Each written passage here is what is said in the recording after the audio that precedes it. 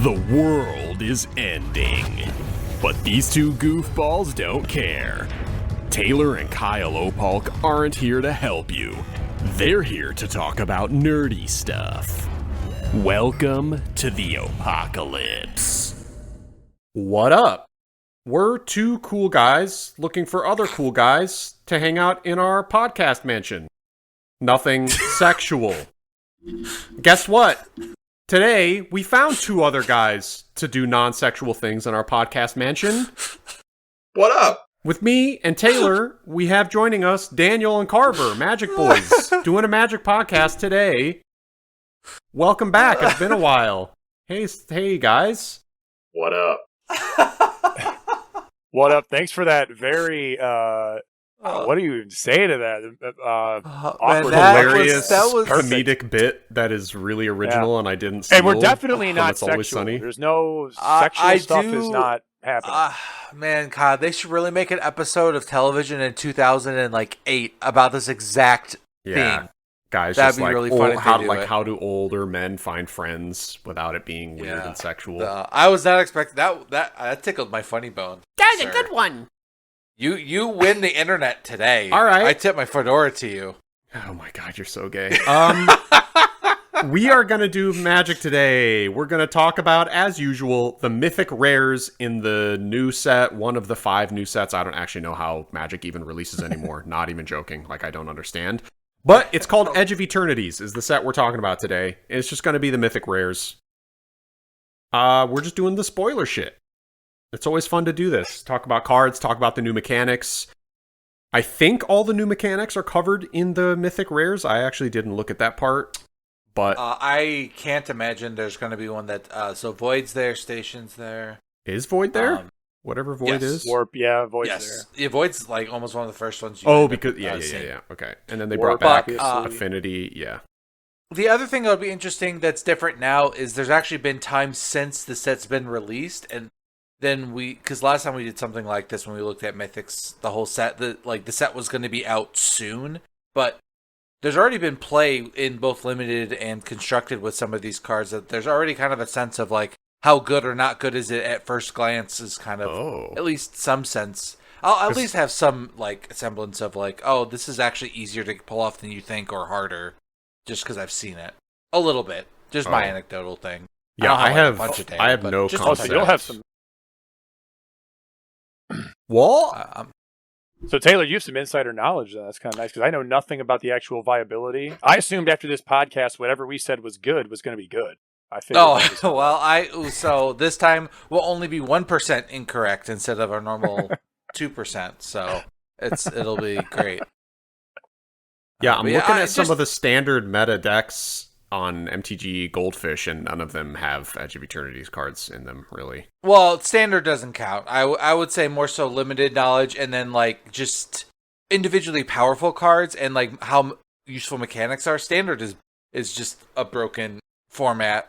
Because of how many cards are they have 3 years of cards in there. It's basically Pioneer. Like, does a set in any release gonna be like warp a format? No, there's too many cards in that pool that the archetypes are just too like.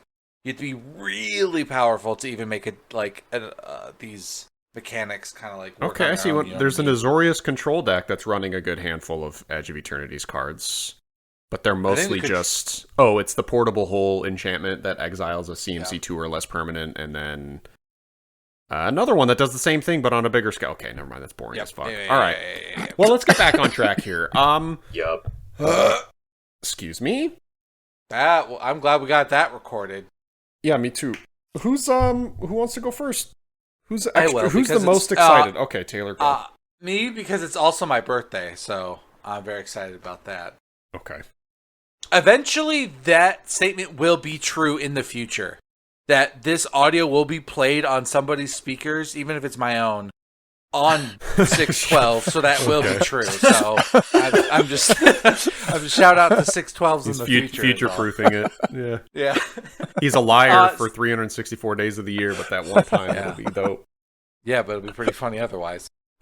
So do you want to just do all the lands at once or like in order, or let's just, well, I don't know. They're not that special, so I feel like it might suck if somebody's like turn to talk about a card is Well, gonna be whatever. I'll just do the first one because this is the first card. I'll start with the land because it's a whole cycle. Adagia, Windswept Bastion. This is the white of the 5 mythic land cycle. They have a subtype of planet. The planet itself, subtype, there's no like extra like support for it, but there's a new one in there. It's a land that enters to play tapped, and it taps for just white mana, but each land has this ability, and they all have the same charge counter number. Station is the name of the mechanic, where it kind of works like crew. You have to tap a creature you control, but you put charge counters equal to its power on the permanent instead of just activating it. So you need to add a bunch of counters until it hits a certain threshold.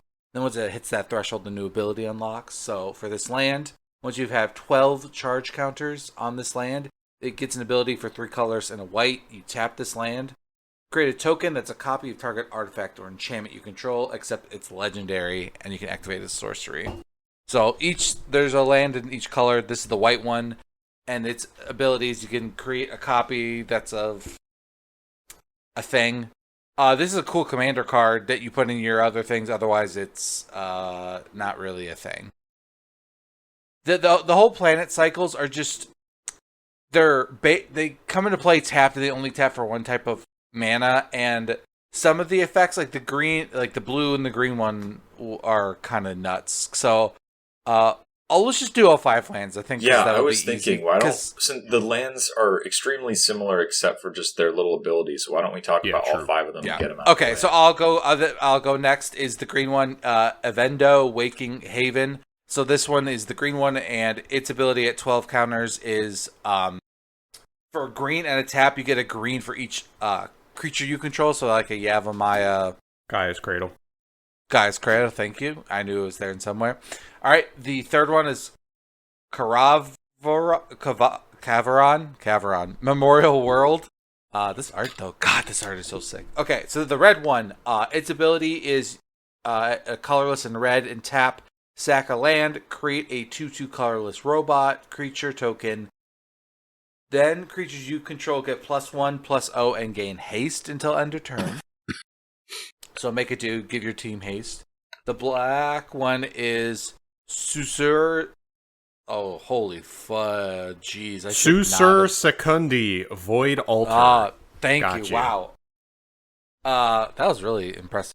Okay, and then its ability, once it has 12 counters, is a colorless and a black, and tap, you pay 2 life, sack a creature, draw cards equal to the creature's power, only as a sorcery. And the blue one, Uthros Titanic God Core. Crazy cool name. I want to interrupt you. I fucking Titanic God Core? Like, what a ridiculously fucking cool name.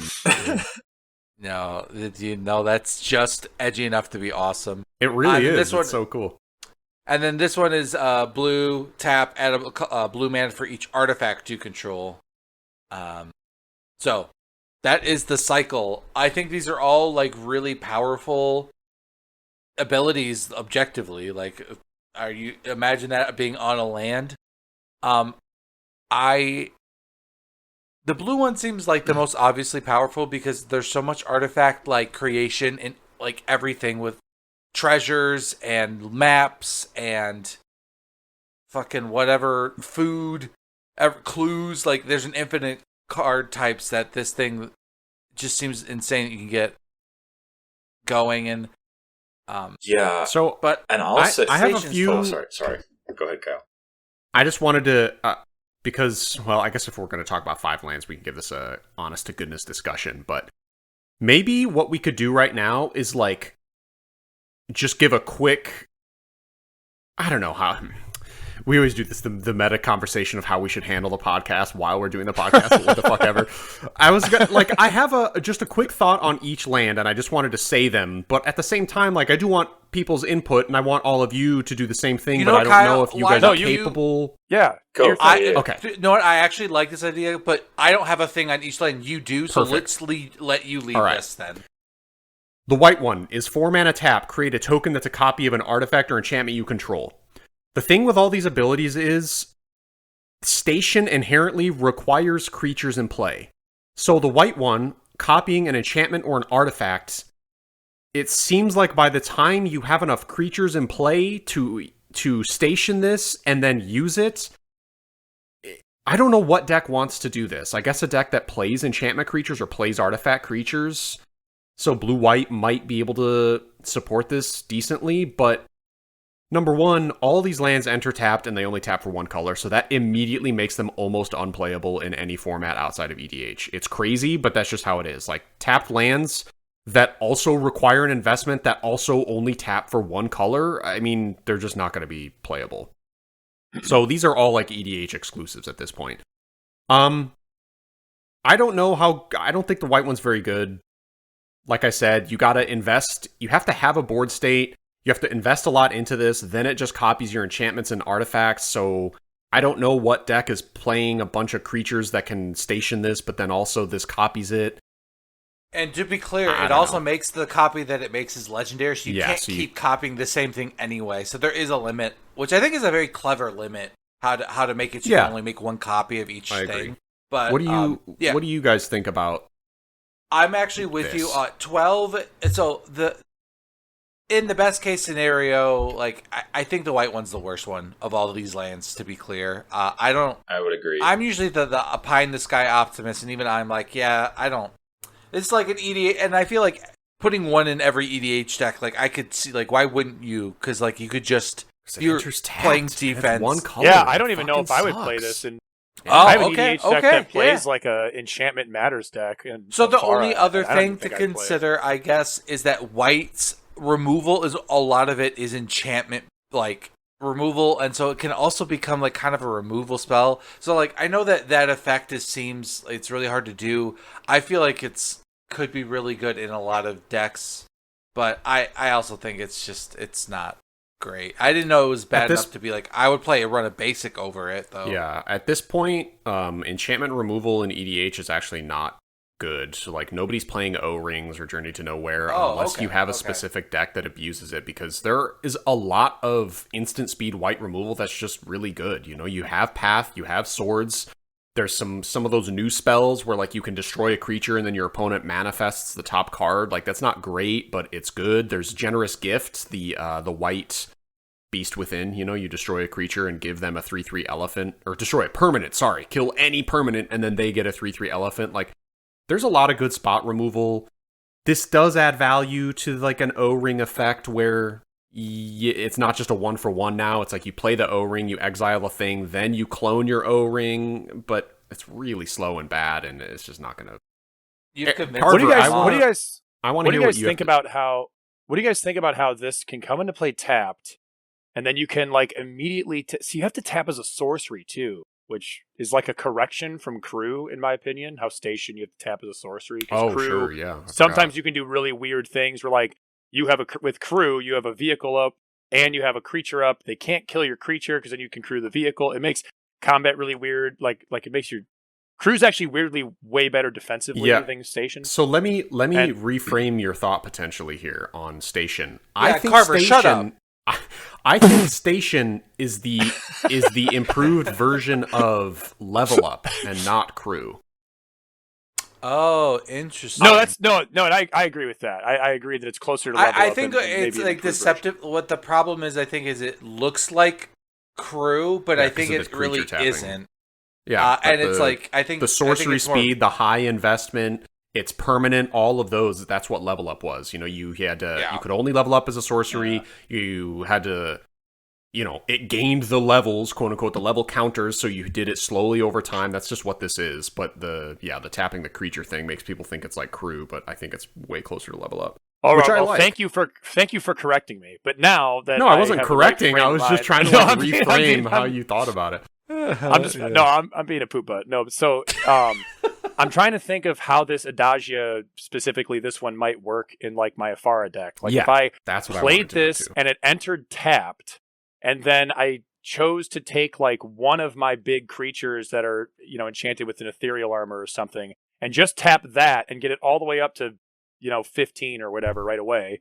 And then next turn I'm making copies for tap this and 4 of something. Is that good enough? Maybe for a land, probably. But you're copying something that has maybe auras it's better. on it? So maybe it's better. Well, or I'm just making a copy of another ethereal armor or a Nishiko's Reign of Truth or something. Yeah. But I'm I don't know. Maybe this isn't as bad as I think. It's definitely not like a standard playable card in my opinion. But like for EDH, initially when I first saw these, I was like, it's a tap land. You're gonna want your 8th land and draw this and be like, man, I wish it was a plains. Yeah. But I don't know. Maybe it's better than I thought. I think Ifara specifically is a good. I mean, she's 6 power, right? So if you play this and Ifara is a creature, like that's half of the cost already, and you're tapping a creature that you might not have to attack with anyway. Like you're probably going to want to attack with your 15/15 ethereal armor crazy guy, but Ifara, you could probably sacrifice a turn of hers attacking just to station this up 6 charges, 6 charge. I guess it gets charge counters. Charge. Yeah, I guess that's cool. I guess if you have vigilance on your creature, you do this post-combat, you attack with your big guy, then main phase 2, you tap the guy down to station this thing up. That makes it seem a little bit better if you have vigilant stuff. It's certainly not horrible. I just don't think it's super good. Yeah. Compared to what I'm going to get to, which is the green and the blue one. Green more than anything. I don't know how I feel about the planets. I really like Station as a mechanic, and I totally agree with you, Kyle, that I think it's pretty much just the improved level up. But I don't know why I don't like Station on the lands. I'm cool with it on the spacecrafts, but something about the lands bothers me. I don't know why. Yeah, because the other ones turn because they almost. I think every other station turns it into a creature, so it feels except like the it's cool. Eternity elevator is the one exception. Okay, I don't know. Anyway, but in terms of the specifics of the card itself, yeah, I agree with all of you that the white one's definitely the worst. And I'm glad you made that point too, Kyle. That like the station mechanic requires you to have creatures on board. So the white one wanting to copy artifacts and enchantments, like it just doesn't feel super synergistic with what you need to do for station. Whereas with the green one, right, that makes total sense. It just gives you the ramp, plays perfectly into the play style. And sort of the same with the blue one. Especially if you're using like artifact creatures or whatever, but I don't know. I don't know what you would Carver had a good point with aura stacking, getting a really powerful creature, but then I countered it, I guess, by saying like, but you're going to want to attack with these things. So unless it has vigilance, you're probably not wasting your turn missing a big attack to activate this, so that you can get a second ethereal armor when like your deck is going to be loaded with amazing auras and equipment anyway. One thing maybe like I haven't looked at the non-mythics extensively, so I can't recall off the top of my head. But you could be like copying spacecrafts and then stationing those, and then essentially like propagating your board state a little bit too. That could be cool, but that's just so slow. I mean, 1 a turn, not going to do that much. I think we can basically say that none of us have anything good to say about no. And what I wanted to say too is at first I was looking at all these and I was like, why the fuck did they give them all? They named them all, but none of them are legendary, right? Like usually if they give them a name, and I was like, why is that? And it's like, oh, because they're bad enough that it doesn't matter. Like nobody wants 2 of these on the board, That's a good point. Because this is my idea here is that the red one ability is there's too many other lands that do this without having to jump through hoops. Yeah, the red one's awful. Yeah. I think the black one's a trap where like the ability is really good, but like as a sack outlet, once again, you jump through too many hoops and like there's just easier like can't like 1 mana sack a creature, draw 16,000 card between other things that I feel like this thing is in a vacuum good, just not good enough. I think with the color pies doing this. I don't know how you guys feel. That's how I feel about the black one. But then the green, the blue, I'm like, these seem insanely powerful because those colors have creatures that like, the green one, you want lots of creatures. Okay, that's going to make it a station and immediately pay for itself. The blue one, lots of blue artifacts and artifact creatures. So that also can do the thing. So I feel like green and blue are obviously powerful. black's a trap and red and white are not good. Nice, yeah. Green plays into itself too well to not be pretty good. Red one, yeah, I wanted to comment earlier. I think the red one is the worst, for sure. I Really? don't know if... You have to sacrifice a land. Well, if you have two of these, you can sack one of them. Oh! Wait a minute, I forgot. It says sacrifice a land. What? Yeah, it's awful. I don't even understand. It's trying to do the thing where it's giving a red deck wins or a mono red aggro deck some late game reach that normally they lack. So when you get your 4th and 5th land that you don't need anymore because your hand is empty, you've played everything, like this is a good way to start filtering out the lands you're drawing and make them creatures. It's the same thing that one land did in Carver, you remember the Amonkhet land. It was you had to tap it and discard a card, and then it could do 2 damage to a player. The thing is, like, I just don't know why you have to jump through this many hoops to be able to access that. Like, you're already, like, I don't know. No, it's not. I guess it's because it's a land, right? That's what you have to think about. Right, the opportunity cost. Yeah, there's no opportunity. But the other lands that do this type of ability don't make you jump through this many hoops. They just ask for more mana, which is very easy and can be done. This requires 12 power worth of creatures to have tapped before you can even access Right, it. yeah, that's true too. So like why are you stationing this instead of just attacking with the creatures? And if you're in a position where you have enough creatures to be stationing this and get it activated, it's like that's 12 power worth of attack you didn't make to station this. Like, yeah, this red one is just so awful. The station as a mechanic plays really poorly against red aggressive decks, which is something to consider, whereas the green one is perfectly fine because green kind of dirtles, it mana ramps, it like takes its time a little bit, and you can definitely funnel creature power into this. But yeah, red one is awful. Black one, I think, is a lot better than maybe you think. I like the black one, actually. I love it. Okay. Like, I would put this into Cedrus, for sure. Now, see, that's where... High praise. I feel... I'm of two minds of it, of, like, I think I need to see how you guys would, like, how it feels to pilot a deck with this in it.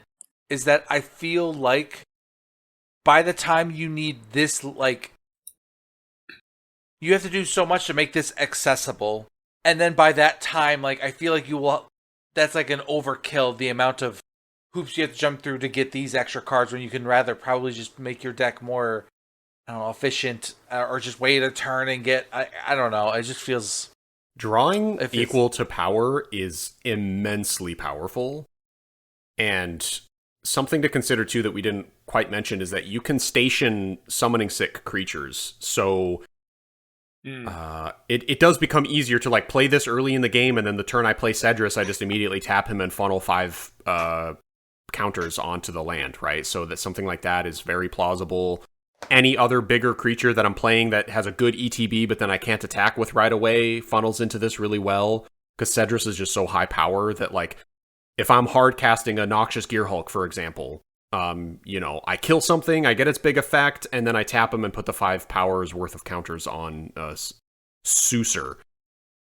So I think how I would play this land specifically makes it good. But yeah, overall, I don't know how this would operate in a bunch of different other black decks. I mean, even in Teysa, this wouldn't be bad. Tapping a bunch of tokens to station this, and then later in the game when I have these recurring loops, I can just sack a creature to draw 2, you know, a 2-power creature or a 3-power creature and draw a few cards. Like, it's not horrible, but I know there will be a game, like you said, Carver, where you draw it and you really need it to be an untapped land, and it's this fucking stupid tech land, and you're pissed off. Like, so Cedrus specifically is how I'm looking at this card, and I think it plays really well into Cedrus, especially like if I unearth, do some crazy turn, and then main phase 2, just sack the thing that's going to get unearthed and exiled anyway, and then draw 6 or 5 or whatever. Like, that's pretty sweet. Yeah, I almost wonder if the free thing is something we really should focus on. Just because the land, you never have to station. You can just have a land that has the ability. It's like, it's there. Yeah. Yeah, I think a way to think of it is kind of like a modal face land. The ones where the front side's like an inefficient spell and the back side's a tap land. Where it's like, yeah, it's a tap land. It'll be fun. And if you think of these as those type of things of like, you know, except, you know, it's just the idea of like, maybe it's an inefficient land, but it gives me access to like, even if it's just once, this really good spell I mean, think of that as any of those abilities as a spell. I think the red one as a spell is not really that exciting, and probably, like, I still stand by it's not good enough, but, like...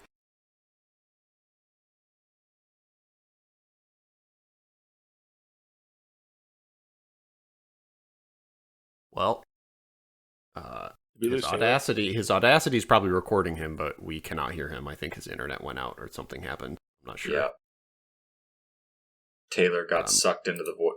His power went out? Jesus fucking Christ. No. What? Well, no way. Okay, well, I will roleplay as Taylor.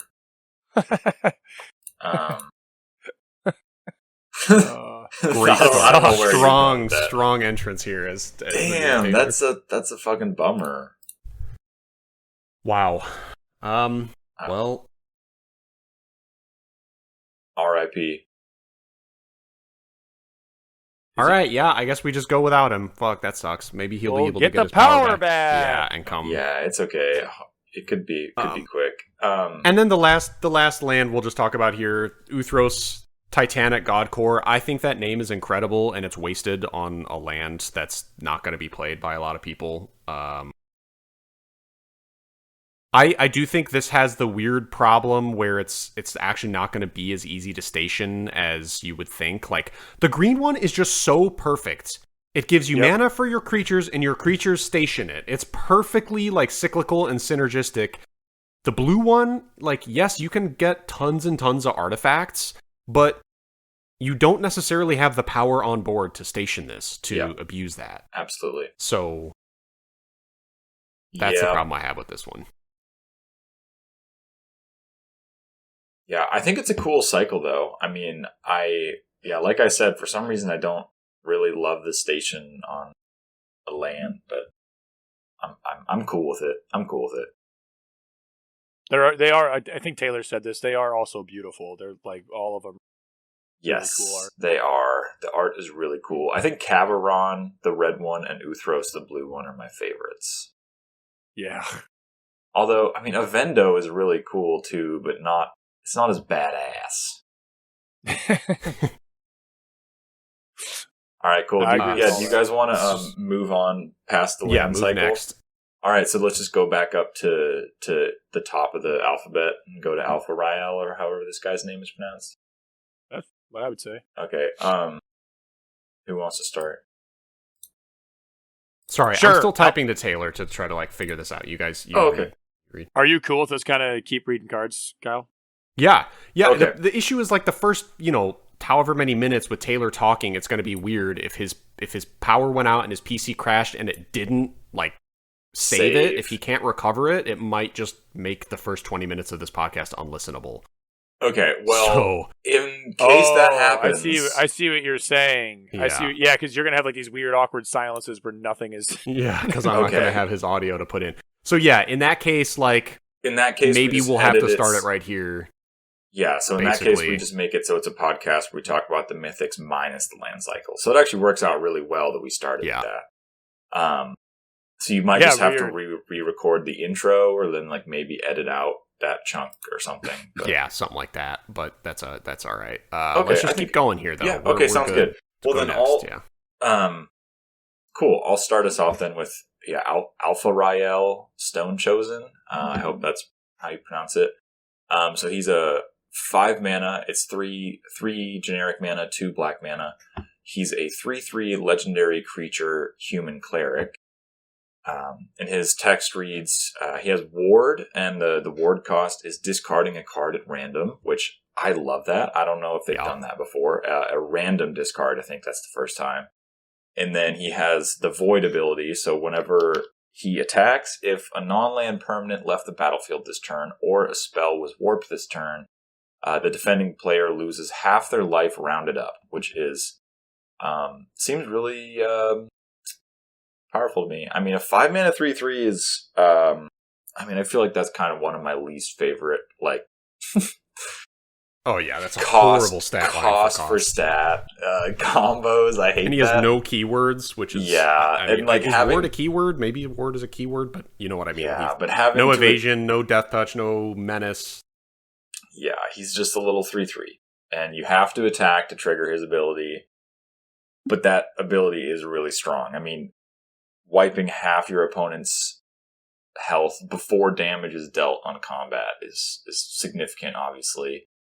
But yeah, it's like, it's funny because the ward cost is like to prevent your opponent from, killing him with a removal spell, but that's not even that necessary because he's just going to die in combat anyway. Like, I'm glad you said that. I thought the same thing. But then I guess But then I guess it's like, okay, so then you're essentially just paying 5 mana to half your opponent's health, right? Like, even if he dies, like, it triggers on his attack, not on damage, right? So but I don't know. I like this card a lot. I think the ward cost is cool, and I think his ability is powerful, but yeah, I don't know how for a 5 mana 3/3, I don't know if he's worth it. He is total unusable dog shit. I think so. Really? In every format, do you think he's unusable dog shit? That's my verdict. He is... So even in the scenario you're talking about, where like you're paying 5 to half your opponent's life, you are still having to jump through hoops because he doesn't just get it on attack. You have to have the Void triggered. Okay, that's fair too. Also doesn't trigger on lands, which destroys Void's usability. Non-land permanents having to leave completely changes the nature of this ability. Like, hello. Taylor's back. Whoa! The Void opened up. So what is the other? Raid is the one if a permanent left, or Revolt? Raid, yeah. Sorry, you are right. Revolt. Raid is if you attacked. Revolt is what we're talking. So in my head, I'm like, oh sure, you play a fetch land in Evolving Wild, something simple. No, that doesn't work with this. So you have to have a non-land that's getting itself killed pre-combat. This guy also, he's a 5 mana, so then on turn 6, you have to sack something main phase 1 to then attack with a fucking stupid 3/3 that's going to die immediately to half their life, but at that point it's turn 6, so like you've probably dealt good damage to them. Yeah, that's a good... I just don't see a world where this does a lot of damage, where it isn't immediately taken care of, where you're going to be stuck with this, like, not being able to do the Void. Like, even in Teysa, where I'm sacking something every turn very reliably, I would never play this card. Yeah, ever. That's fair. Well, yeah, because you've been draining him the whole time. It's definitely very niche, and I agree. I'm not trying to defend the card too harshly, but I don't know. No, let's hear it. Let's hear your harsh defense. Go. No, it's not. I'm not doing it harshly. Can I add one thing before we consider? Did you notice that the difference between this and Revolt is that Void works on both all players, not just you? So if anything leaves on any player's side versus Revolt is only your stuff. Which was part what I was going to put out. You are in black, and so you could just remove one of your opponent's creatures, this guy, and then you have it triggered. I think he's almost very likely going to get to you're going to be able to untap with him because no one's going to, like in a commander game, no one's going to want to target him and discard a card at random. Maybe they will, I guess, but probably, or it's likely they will. So if you get to that point and you kill one of your opponent's creatures. Maybe they would, probably not. It's likely they wouldn't. No clue. No, again, I'm not trying to do a harsh defense. I'm just trying to say I think this card will reliably on turn 6 get to attack and do the thing, but then it's if that thing is even that great, I don't know, and then you are in black, so you have a lot of instant speed removal, so blocking him can be weird. Like they might have to put like their whole team in front of him or something. It's just, I don't know. I don't hate the card, but it's not good. Yeah. Real quick, Taylor, did Audacity, were you able to recover and start a new recording? Yep. Okay, yeah, we're fucking beautiful. Everything you're hearing is being recorded. There will be no missed audio. That is really good to hear. Okay, nerds. This feels like a standard card. It feels like they printed this to try to make a big payoff for the black warping thing. I don't think this card's good kind of like outside of like a Void or like a build around, and I don't think he's strong enough outside of like a standard playable format to be defining. So I think he's more cute than good. He is big turbo fucking ass cheeks. Okay, that's basically what I said. He needed to be I didn't realize 4 mana or something. I just think he's way too slow, way too late. Very powerful protection, though. That discard a card at random, and a lot of people don't realize that is not optional. That isn't, if you have no cards in hand, it's off. It's like, oh, if you have no cards in hand, he has hexproof. It's nuts. Yeah, but if you have no cards in hand, the normal, like the other wards we've seen, which is just discard a card, that applies as well. Like, you have to pay that cost, and if you can't pay that cost... Oh, for sure. Yeah. I just mean that a lot of times people think that, if I have no cards in hand, I don't have to discard. Right, no, it's when in reality, what it says... Unless you do that. It's actually... It just means you auto-counter the top decked removal spell doesn't help you here. So he's very hard to remove off the board. So, in a lot of ways, he's like he doesn't attack till turn 6, but he is hard to remove, or at least you're getting a 2-for-1 bare minimum. And it's at random. Yeah, it seems like I don't know. You can read that it's trying to be pushed a little bit, but why doesn't he have menace? Because look at him. Does he look menacing to you? No, you idiot? he actually looks really fucking... He's just like this stupid looking dude with long blonde hair in a little shadow bubble. He's a cultist, to be fair. I watched Ristic Studies video on this set, so I know a little bit about the lore of the set, okay? Okay, well, chill. Human cleric cultist. What up, Carver? You said my name? Yo, what up? I did. I was going to say, if this card was like a black sorcery, that was your opponent has to discard a card at random. This probably isn't a good analogy. It's way too crazy. If your opponent discard a card at random and lose half their life, and really it's 2 because they have to kill it too. That's a good card though.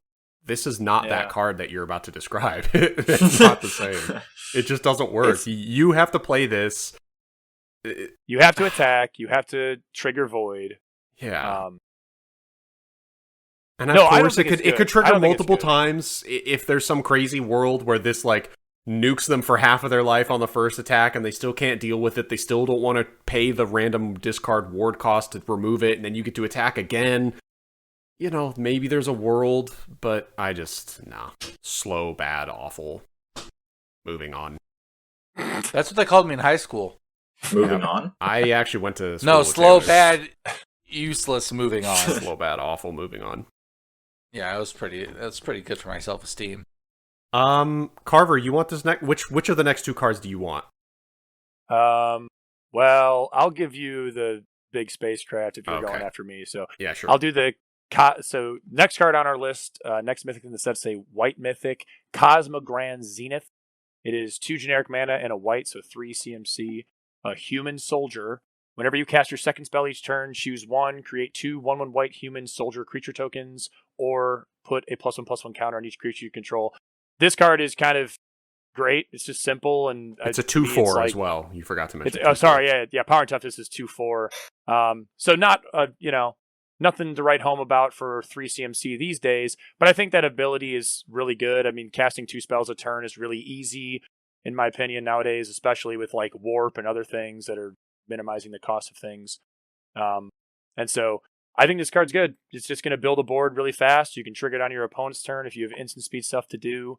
And then once you have enough of these 1/1 white human soldier tokens, putting a bunch of counters on them just makes your board really strong. And 3 CMC, it's like the floor for this card is pretty high. So this card is fucking really ludicrous. Cracked. Yeah, it's insane. This thing is nuts. Yep. Yeah. I've seen it played. It is a machine.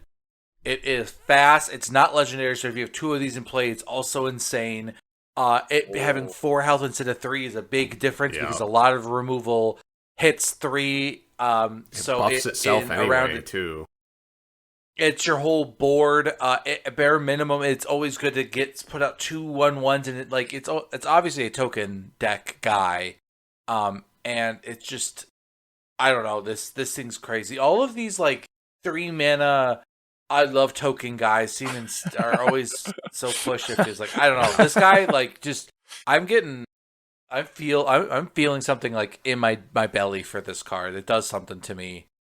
Wow. Oh man. I love. You want to eat it? Yeah. I don't want to answer the call. That's the deep primal urge inside me. Okay? Go away. Yeah, this... You put this card, you put 4 of these with like maybe a couple... This card wins the game by itself. That's the other thing too. You could have just have a deck full of spells and this guy, and you'll win.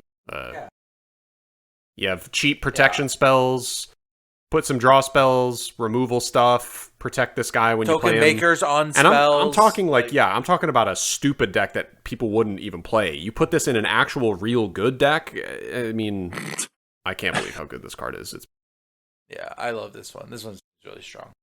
I guess it's a little bit poopy for a Mythic as like a top deck, but anymore with the way cards are, I feel like there's so much card advantage. There's so much cast this once, cast it twice type spells. It's just not even realistic that that's ever really the case, that you're going to end up in a spot where you're top decking this and just that is a great argument for a card like this being not as good as it seems. Very true. If you're top decking, this is a pretty bad pull off the top. See, but the thing is though, it's also, while that's true, it just delays that, like, so the next top deck you get now is insane because you can play this and then trigger it the same turn. Well, you're going to hold the Cosmogrand Zenith. True, Okay. Yeah, exactly. So like where that is normally true, you can almost mitigate its downside a little bit by it just a delayed, like, kind of, results. So I know that's not an optimal thing, but like that's one way where it's not just strictly bad. You can kind of play around it a little bit, or it's not as punishing. I just think that casting 2 spells is just way easier. And as Carver said, in today's Magic, like every land you play in your deck does something. If you're like you have 2 basic lands in a 2-color deck at this rate, everything stuff. Well, you know what? Think about it like this, Taylor. What if you're playing against an Alpha Rael and you really got to remove it because you have like 10 life and he might attack you and do 5 whole damage. And so, fuck, man, you gotta discard a card at random and you're screwed. And then you're top decking with Cosmogrand. So consider that next time.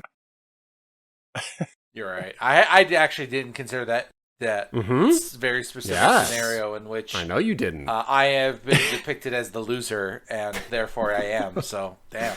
All right, when your opponent on turn 5 has already made 6 tokens, and then you finally get to play your Alpha Rael. Yeah, and then you top deck. The only card left in your deck is a Cosmogrand. That's the only thing left. Wow, Alpha Rael doesn't seem so bad anymore. Which Cosmogrand Zenith can block Alpha Rael and not die. And also, if you triggered her once, then you have tokens that you can kill Alpha Rael. I mean, God, dude.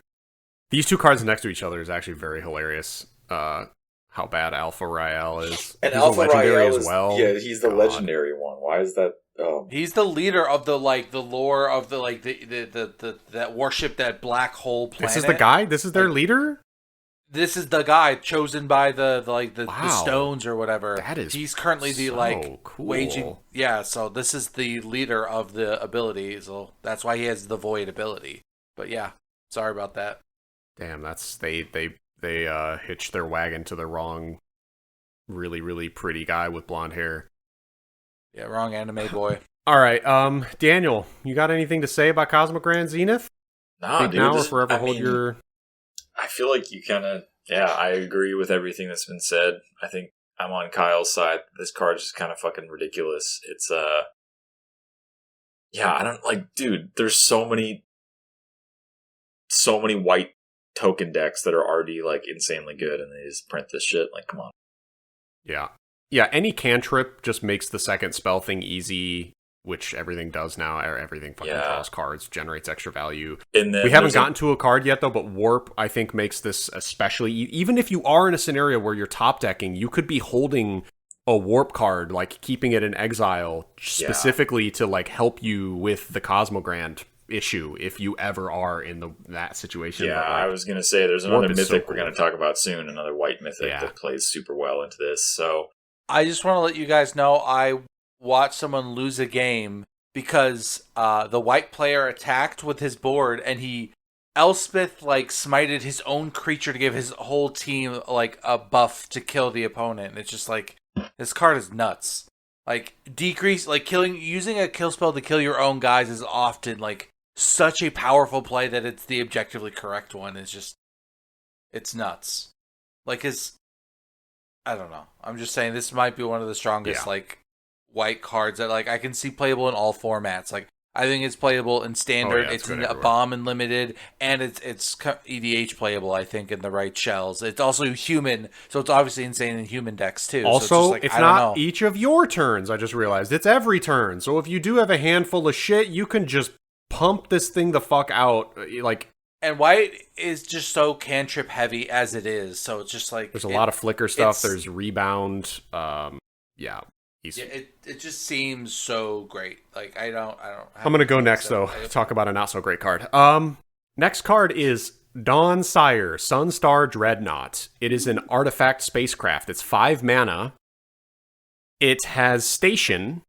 After 10 counters, it gains the ability whenever you attack, meaning anything attacks, not this specifically. Whenever you attack, Dawn Sire deals 100 damage to up to 1 target creature or planeswalker, and then at 20 charge counters, it becomes a 20/20 flyer. This card is hilarious. Yeah, it's so funny.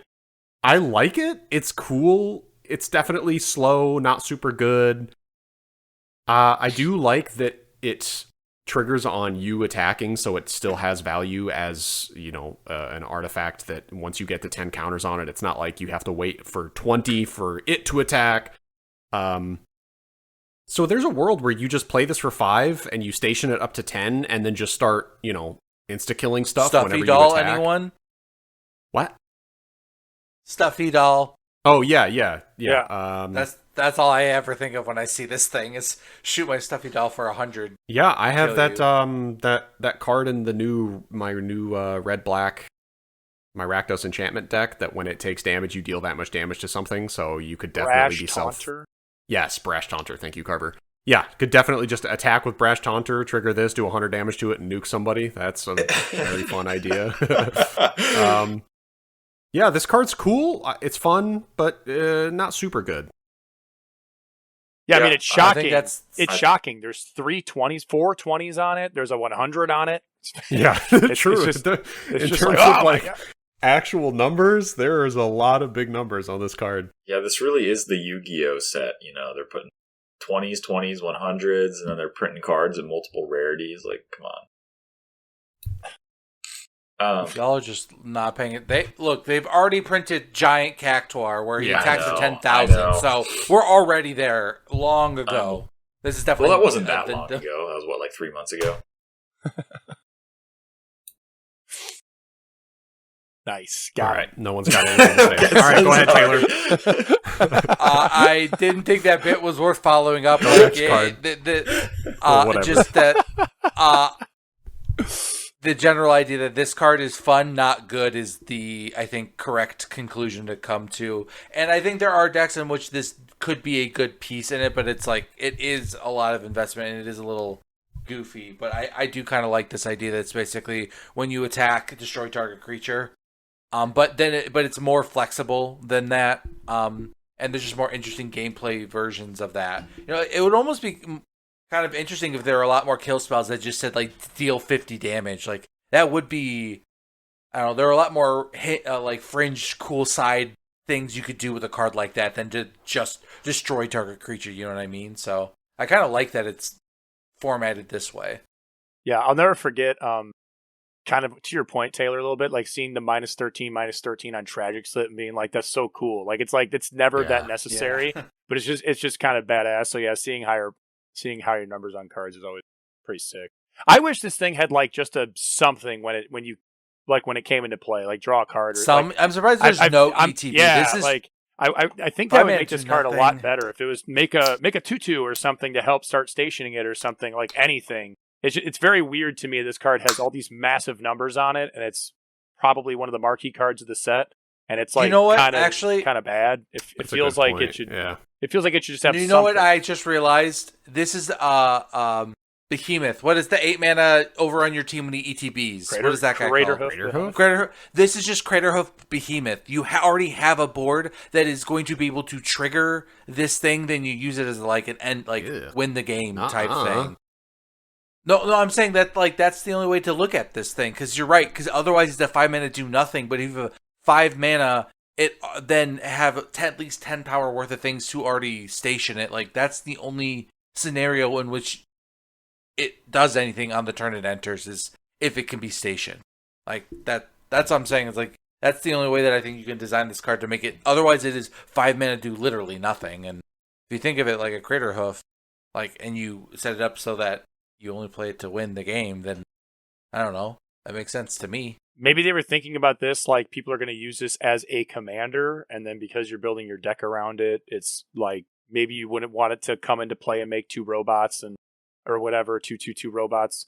Whatever it could do, that could maybe make it a bit more standard playable, but... it's like, you do 100 damage to a creature, so yeah, you kill one thing every time you attack, but that's actually not that good, considering the cost for it. I mean, it becomes a 20/20 flyer, but it has no protection. It doesn't have ward. It's an artifact, so it's even more easily killed. So once you make it a creature, then it's killable on 2 different fronts. I don't know. I think this card's just like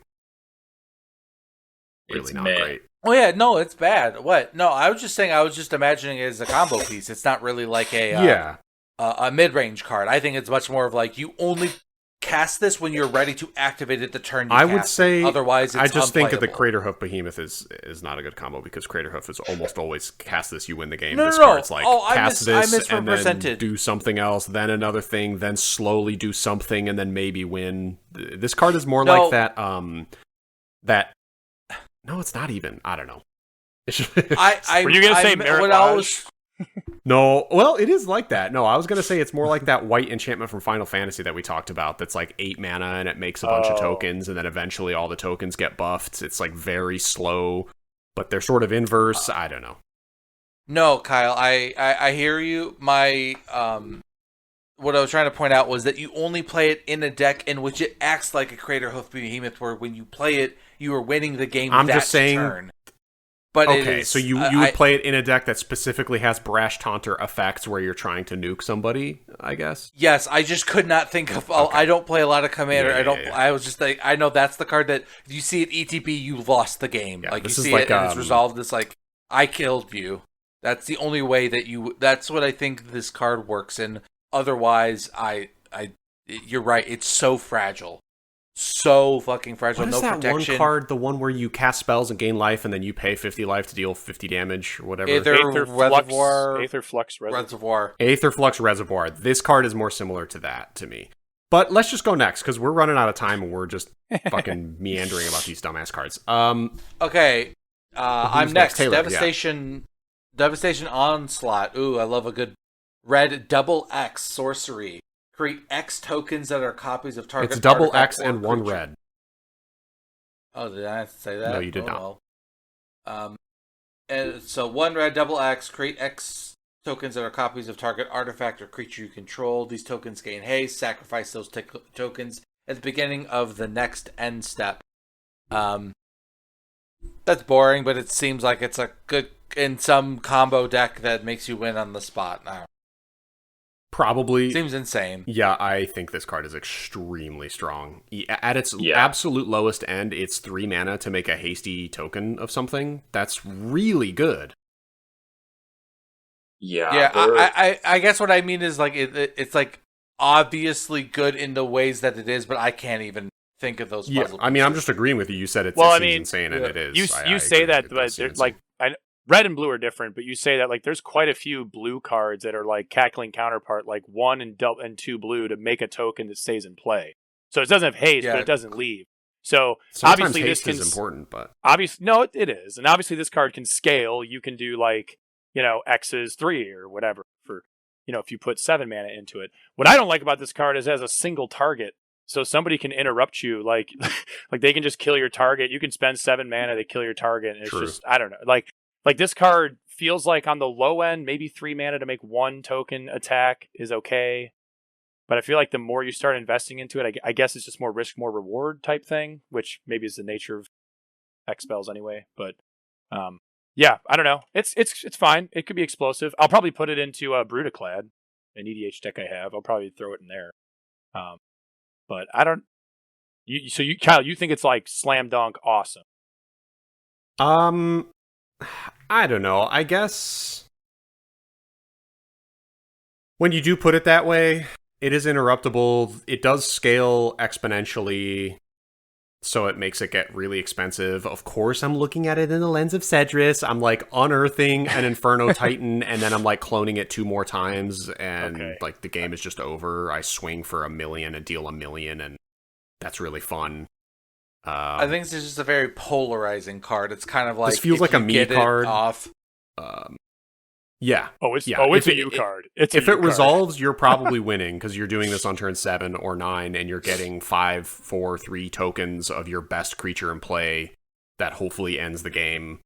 And again, like I said in Cedrus, I can see myself having a lot of fun with a 3 mana Unearth and then a 5 mana Devastating Onslaught follow up to create 2 more tokens of whatever I just unearthed. Like, this is maybe like a more explosive, less predictable version of Flame Shadow Conjuring, that kind of card. Or it's like an alternate to Panharmonicon. Instead of abusing the 1 ETB of creatures, it's like I'm, paying a big cost for the one thing to do the thing a bunch of times. Like, or pair it with Panharmonicon and it becomes disgusting. Like, yeah, this is just a cool card. I really like what it's doing. Hasty clones are one of my favorite things.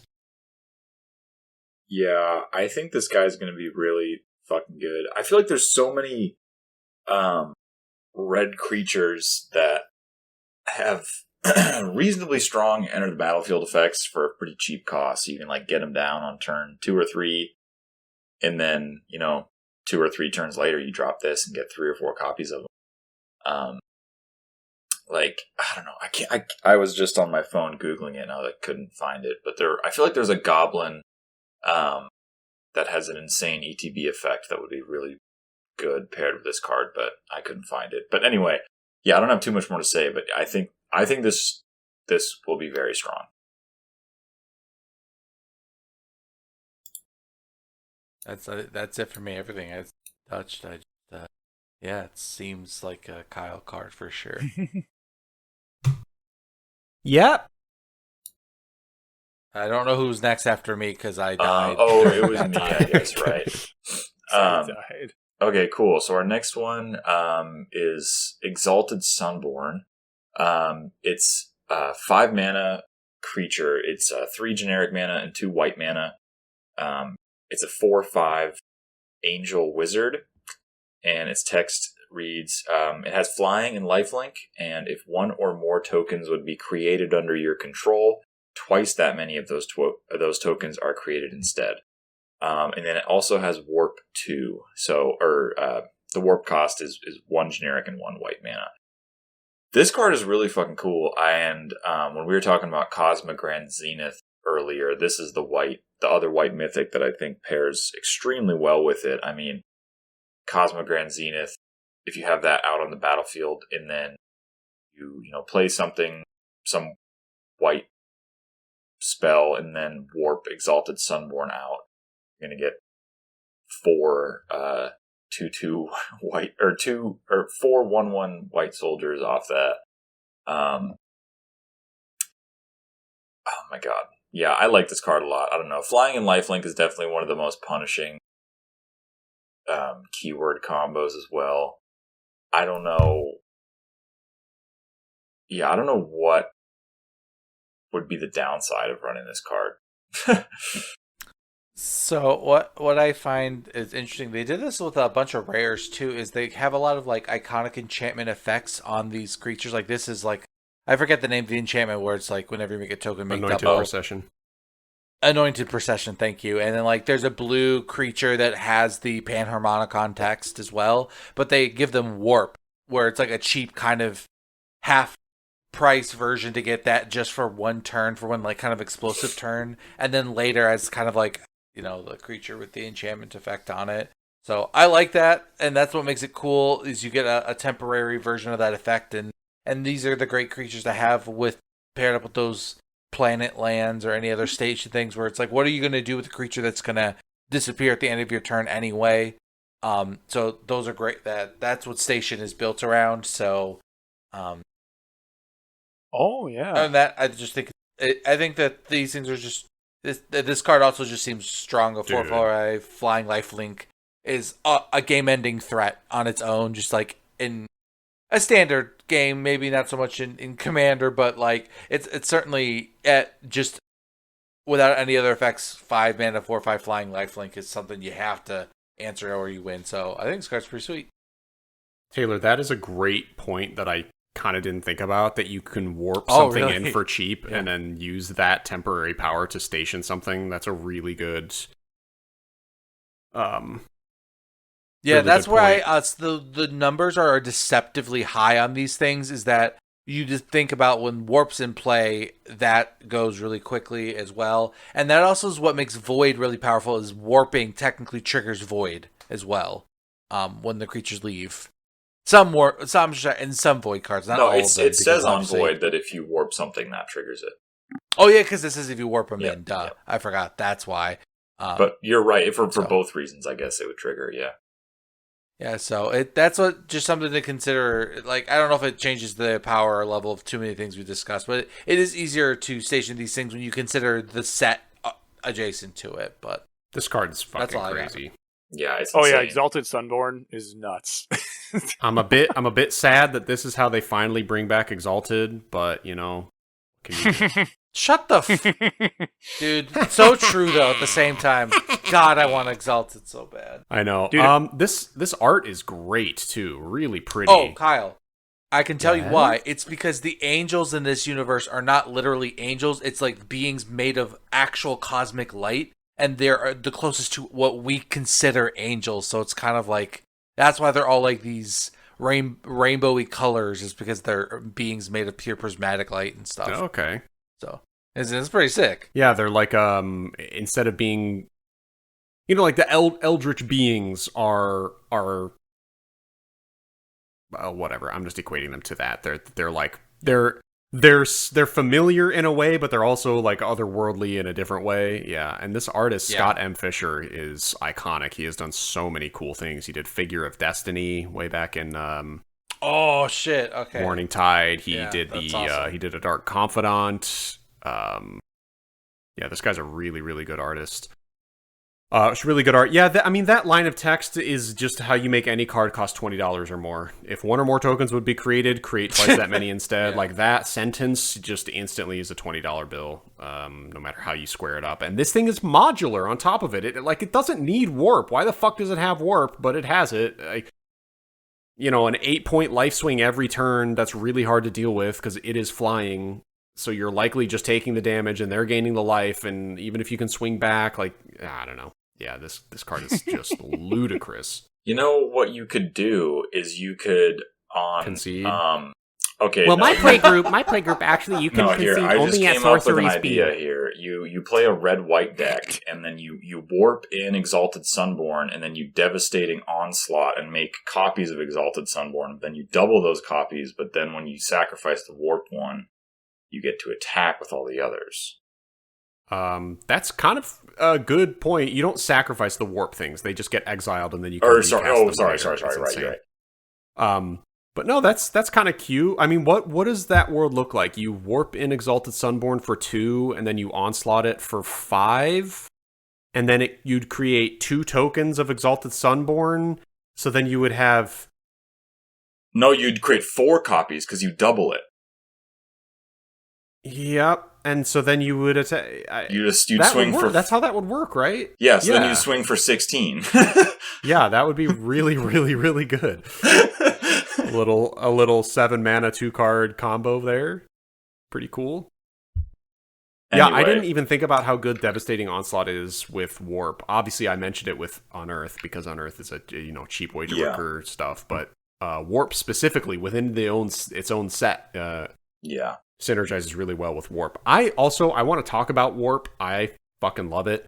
It's cool. This set did a lot of things where it feels like it combined a few other mechanics. Like this Warp it's like Unearth, but it's kind of like Evoke because it's from your hand, but it's also permanent, so it's kind of like Foretell because you can then use it later. It's kind of like Adventure if they didn't have 2 cards on 1 card. It's like it's sort of the same thing. It's just all the hot cards. Yeah. It's Adventure, but it's all the really good card. Yeah, exactly. Yeah. Yeah. But then it is a creature that comes into play, so you can interact with it. So see, it's not It's not. Yeah, it's like adventure. It's like evoke. It's like all these things, but it's somehow feels like cool and unique to its own thing. Yeah, they created a cool mechanic for sure. That adventure comparison was the first time I heard that, and it's such a it's like the upside of adventure giving you an effect twice, but instead of giving you two separate effects with one card, it's just like, oh, you get exactly a taste of the same card early. Exactly. It's just like, oh, that's such a better way of that makes me like Warp even more than before. Dang, dude, oh my god, I just thought turn 3 Cosmogrand Zenith, turn 4 you warp in Double. Exalted Sunborn and then cast a 2-drop and you get 4 fucking 1/1. Oh my god. I also just thought about Warp being good going back to decks that have, I know vehicles aren't necessarily very popular, but it's a nice side effect that in addition to station, think like that not being able to attack with it, crewing will be really good. Yeah. And I know that the red-white archetype in this set is also has payoffs for being tapped and whatever, so it would make sense that a white card has a lot of warp. What a stupidly strong card. So many things about it are good, and the art is gorgeous. Like, just top to bottom, this card is phenomenal. And there's a $400 pimped out, super foily, sparkly one. They knew it was the mega pimp foil. Yeah, it looks like a Yu-Gi-Oh card. Oh wow, it really does look like a Yu-Gi-Oh card. Yeah. All right, go next, Carver. Yes, sir.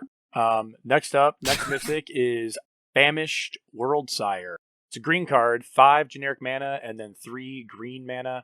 It's a creature Leviathan, Ward 3, Devour Land 3. So as this creature enters, you may sacrifice any number of lands. It enters with 3 times that many +1/+1 counters on it. Super cool.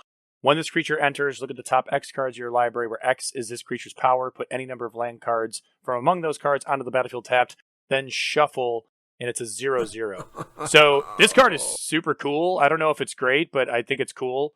When I conceptualized it, I was like, what if you sack, let's say you have 8 forests in play, and you just sack all of them.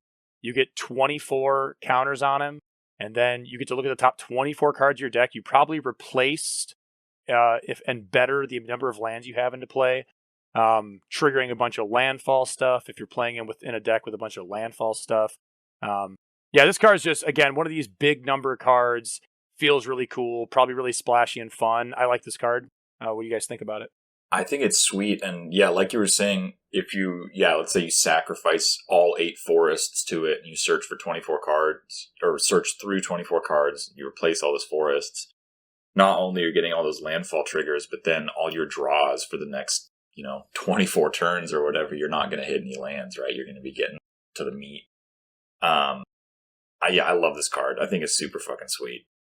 No, you shuffle your library afterwards, Daniel. So you could draw. Oh, okay. Well, regardless, you're going to fix your draws. You still get all the lands out. Yeah, all the lands. Yeah. You're still going to thin your lands a little bit. I absolutely love this card because the way they did it with him entering with 3 counters, that's almost all decks play around 1/3 of their deck is mana. So statistically, this card, if you sack all of your lands, will almost always fully replace itself. I see what you're saying. Like the Devour 3 part kind of almost guarantees that. That's kind of what you're saying. Right, cool. Yeah, because you play 30, anywhere from 32 to 38 or 40 lands in an EDH deck, and if you're playing Gitrog, you actually have 50 or 60, so this will profit you lands, most likely in a land-based deck.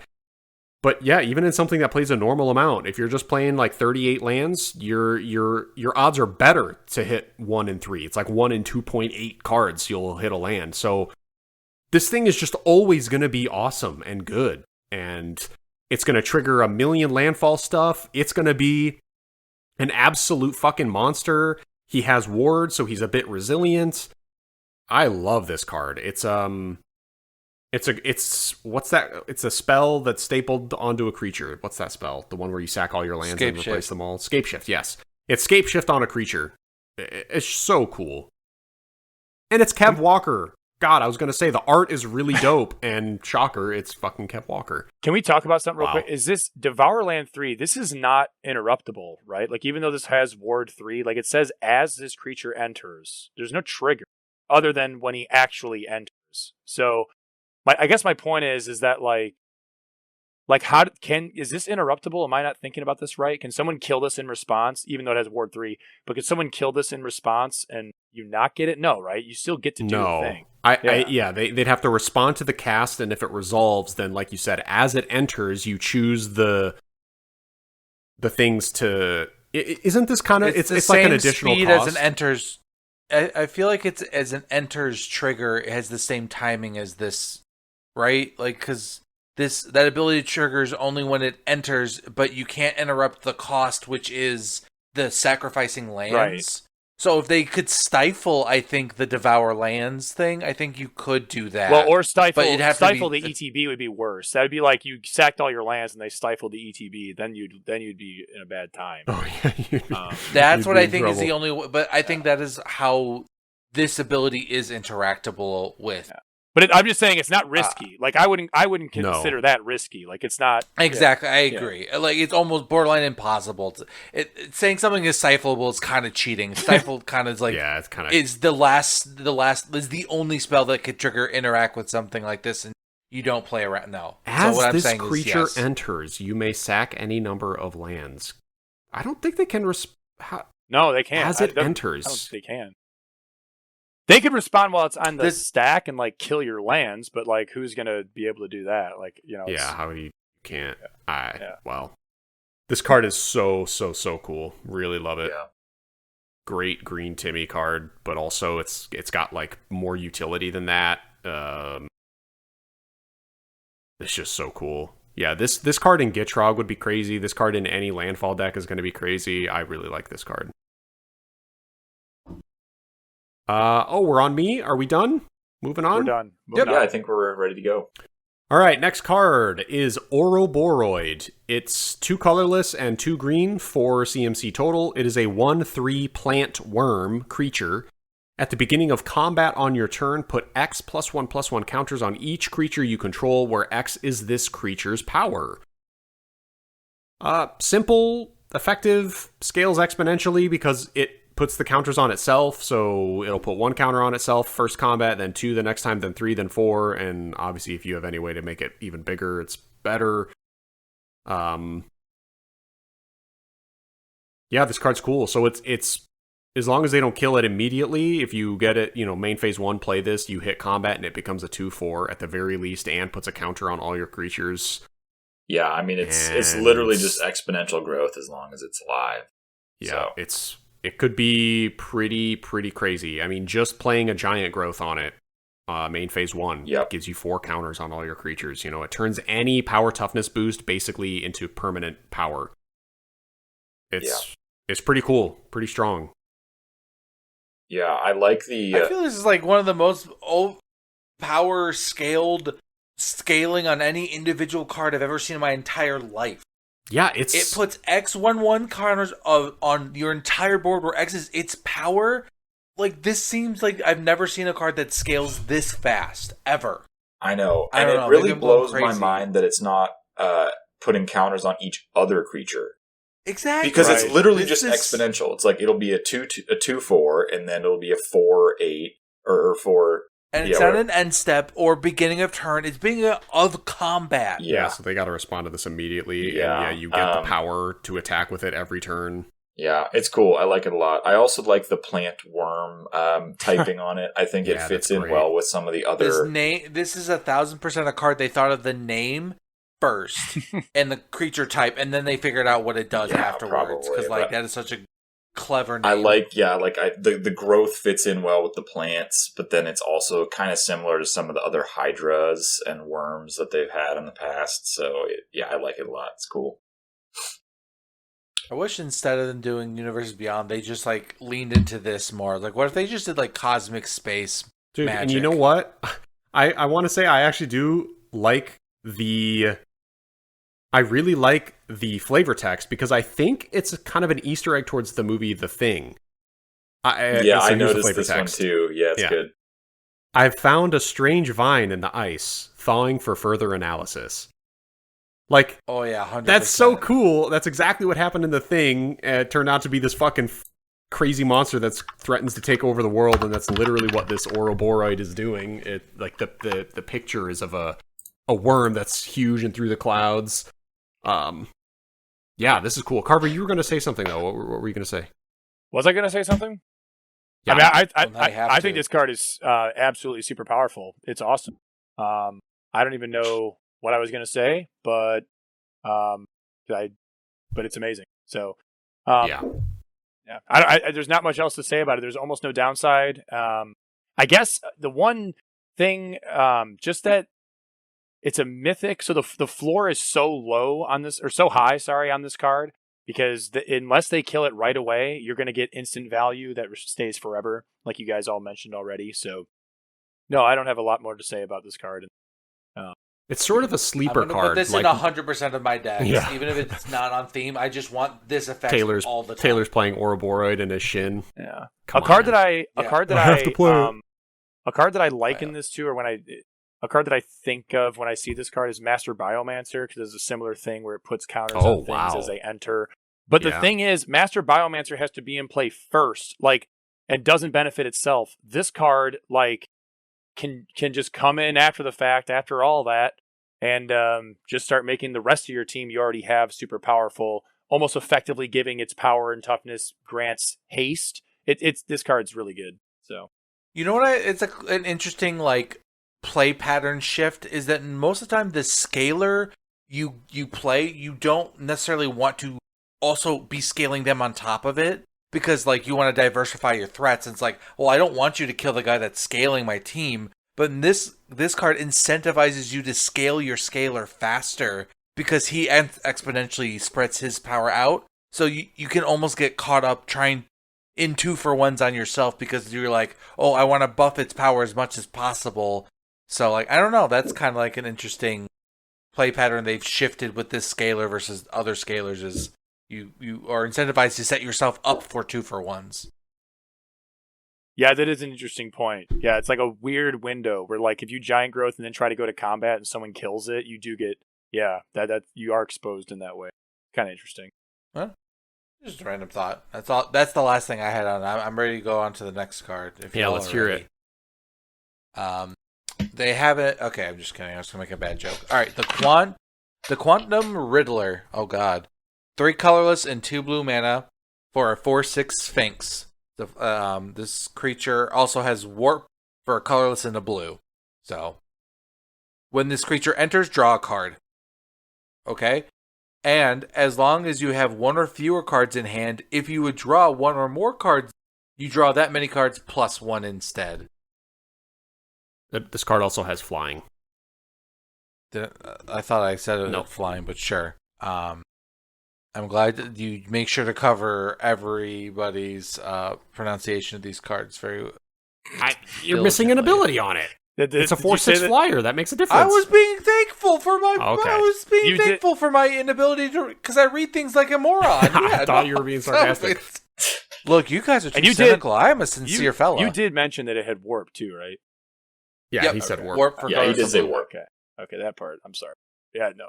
Because that's what makes this card also insane, is that it is colorless in the blue. If you're empty-handed or close to it, you draw 2 cards. Otherwise, it's just, it's a 4/6 that you can play for 2, draw a card. I don't know, that's like cycling, but you get to keep the card at worst. So, to me, this just feels like a card you play in most. It just seems good. That's all. I think it seems great. I think it's okay. As long as you have 1 or fewer cards in hand, if you would draw 1 or more cards, draw that many plus 1 instead. I think that line of text is really not good on blue cards. Blue obviously is the most card draw heavy color in the game. When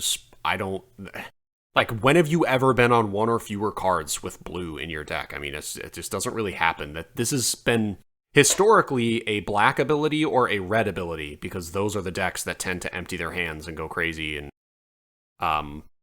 but I think that line of text is mostly wasted. I do liken this to sort of a Mull Drifter in a way. You know, you warp it for 2 to draw a card, and then later you play it, draw another card, and now you have a 4/6 flyer that's got a niche, seldom activated ability. I mean, it's not an activated ability. That's a good comparison, Mull Drifter. Yeah. This card is fine. I think the warp and it enters to draw a card thing saves it pretty heavily. Like, that's just always going to be good. 2 mana draw a card. If you don't really have a good turn 2 play, you know, you get to draw your card from this. I feel like, it's solid. It's fine. I feel like this is not a mythic. I feel like this is a rare. Yeah, that's a good way to put it. I really don't see this as a mythic. I'm not sure why. Yeah, I mean, best case scenario, you don't have a lot of cards in hand. Maybe you top deck this, you warp it, and you pay 2 to draw 2. Drop this, warp it, kick it, bounce it. Yeah. Exactly. Yeah, I don't know. It's fine. I will say though, this card is $20, so maybe I'm missing something, but I don't feel like it's that strong. But what? So what I'd say, I the reason I came in like kind of excited on it is I'd seen some play with it, and it is plays surprisingly well in a lot of like. When you talk, Kyle, about this would be useful in black or in red, is I think this kind of is a multicolored card without being a multicolored card. You know, like I see this in a lot of these kind of mid-rangey dragon decks in Teamer that have gotten like pretty good. So like all I can see is that it might be also kind of just like a universally good card to have just in like Commander, like a colorless and a blue. I don't know, and it's just I'm trying to figure out it too because it just seems like it plays just a little bit better than it looks because of the warp. And you're right, the only reason this card is literally a playable piece of cardboard is because it has that warp. Without it, this card is bad. I would say doo-doo. I think that's right. The ETB draw card is just, it's always really strong, and then you put it on a card that, like you said earlier, it's almost like cycling, but then you get to play the card you cycled later. And then when you play it, you get to draw again, and it's a big body flyer. Like, it's also 5 mana at the high end, which isn't even that much for a 4/6 flyer that ETBs and draws. Like, that's fine. People would probably be pretty happy to play that on turn 5 if they didn't warp it first. Yeah, it wouldn't be a mythic. But that's the thing. Good. Yeah, this doesn't feel like a mythic to me, but I see why it's good. It's good value.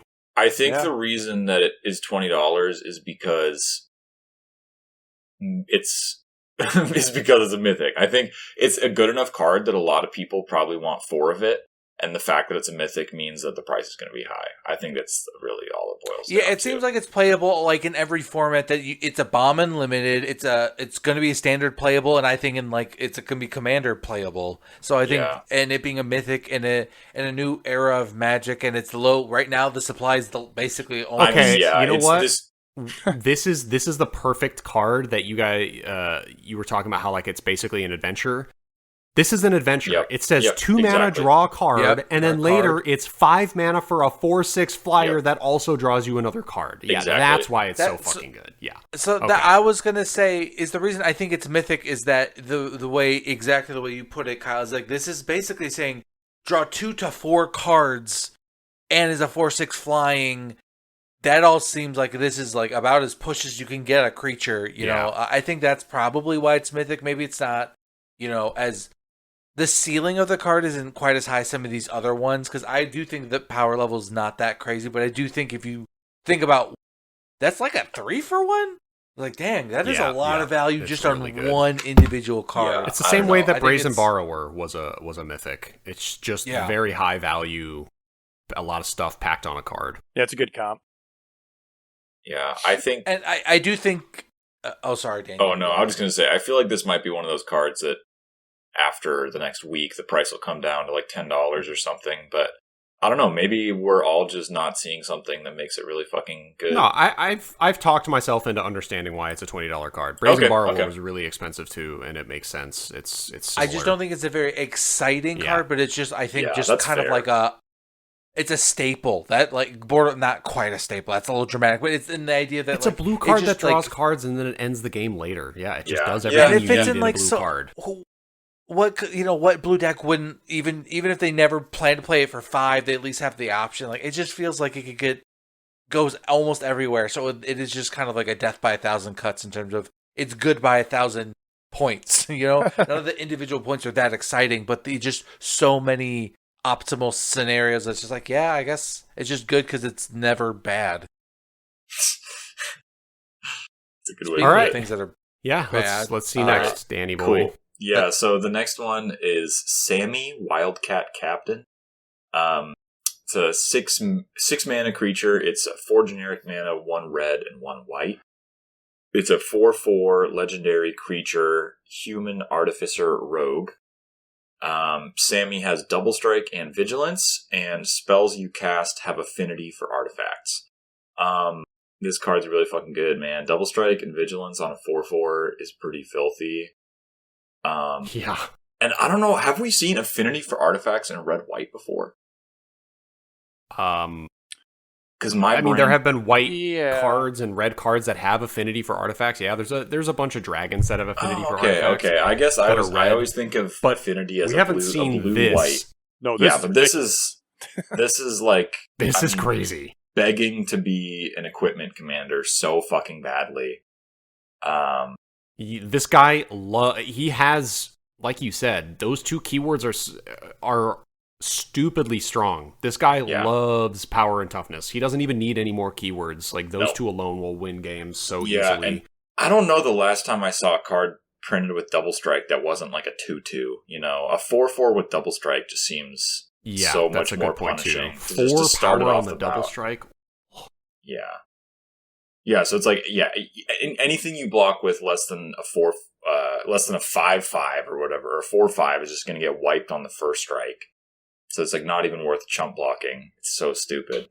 This card is also the first card to have that line of text. Spells you cast have affinity for artifacts. There was it's insane. It's not just there was an old artifact affinity. That Mycosynth Golem, he had affinity for artifacts, and his ability was artifact creature spells you cast have affinity for artifacts. So it limited the affinity. This is just every spell has affinity. Yep. I mean, yeah, it's insane. This is a really dumb question. Would that stack with other affinity, or what do you mean? Like, if it already has affinity for artifacts, would this? That's a good question.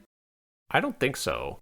I don't think I don't know. I don't think the keyword affinity works like Exalted would or something, or melee. Yeah, that's why it might just be a binary. I have no answer to that question, honestly. I would imagine that they probably have not thought about the possibility of that happening.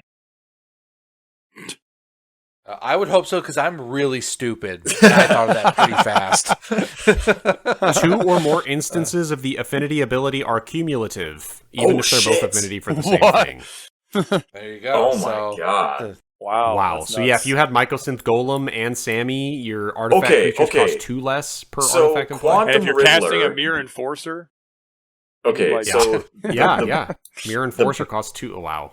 The Blue Diddler costs $20. Sammy the Blue Diddler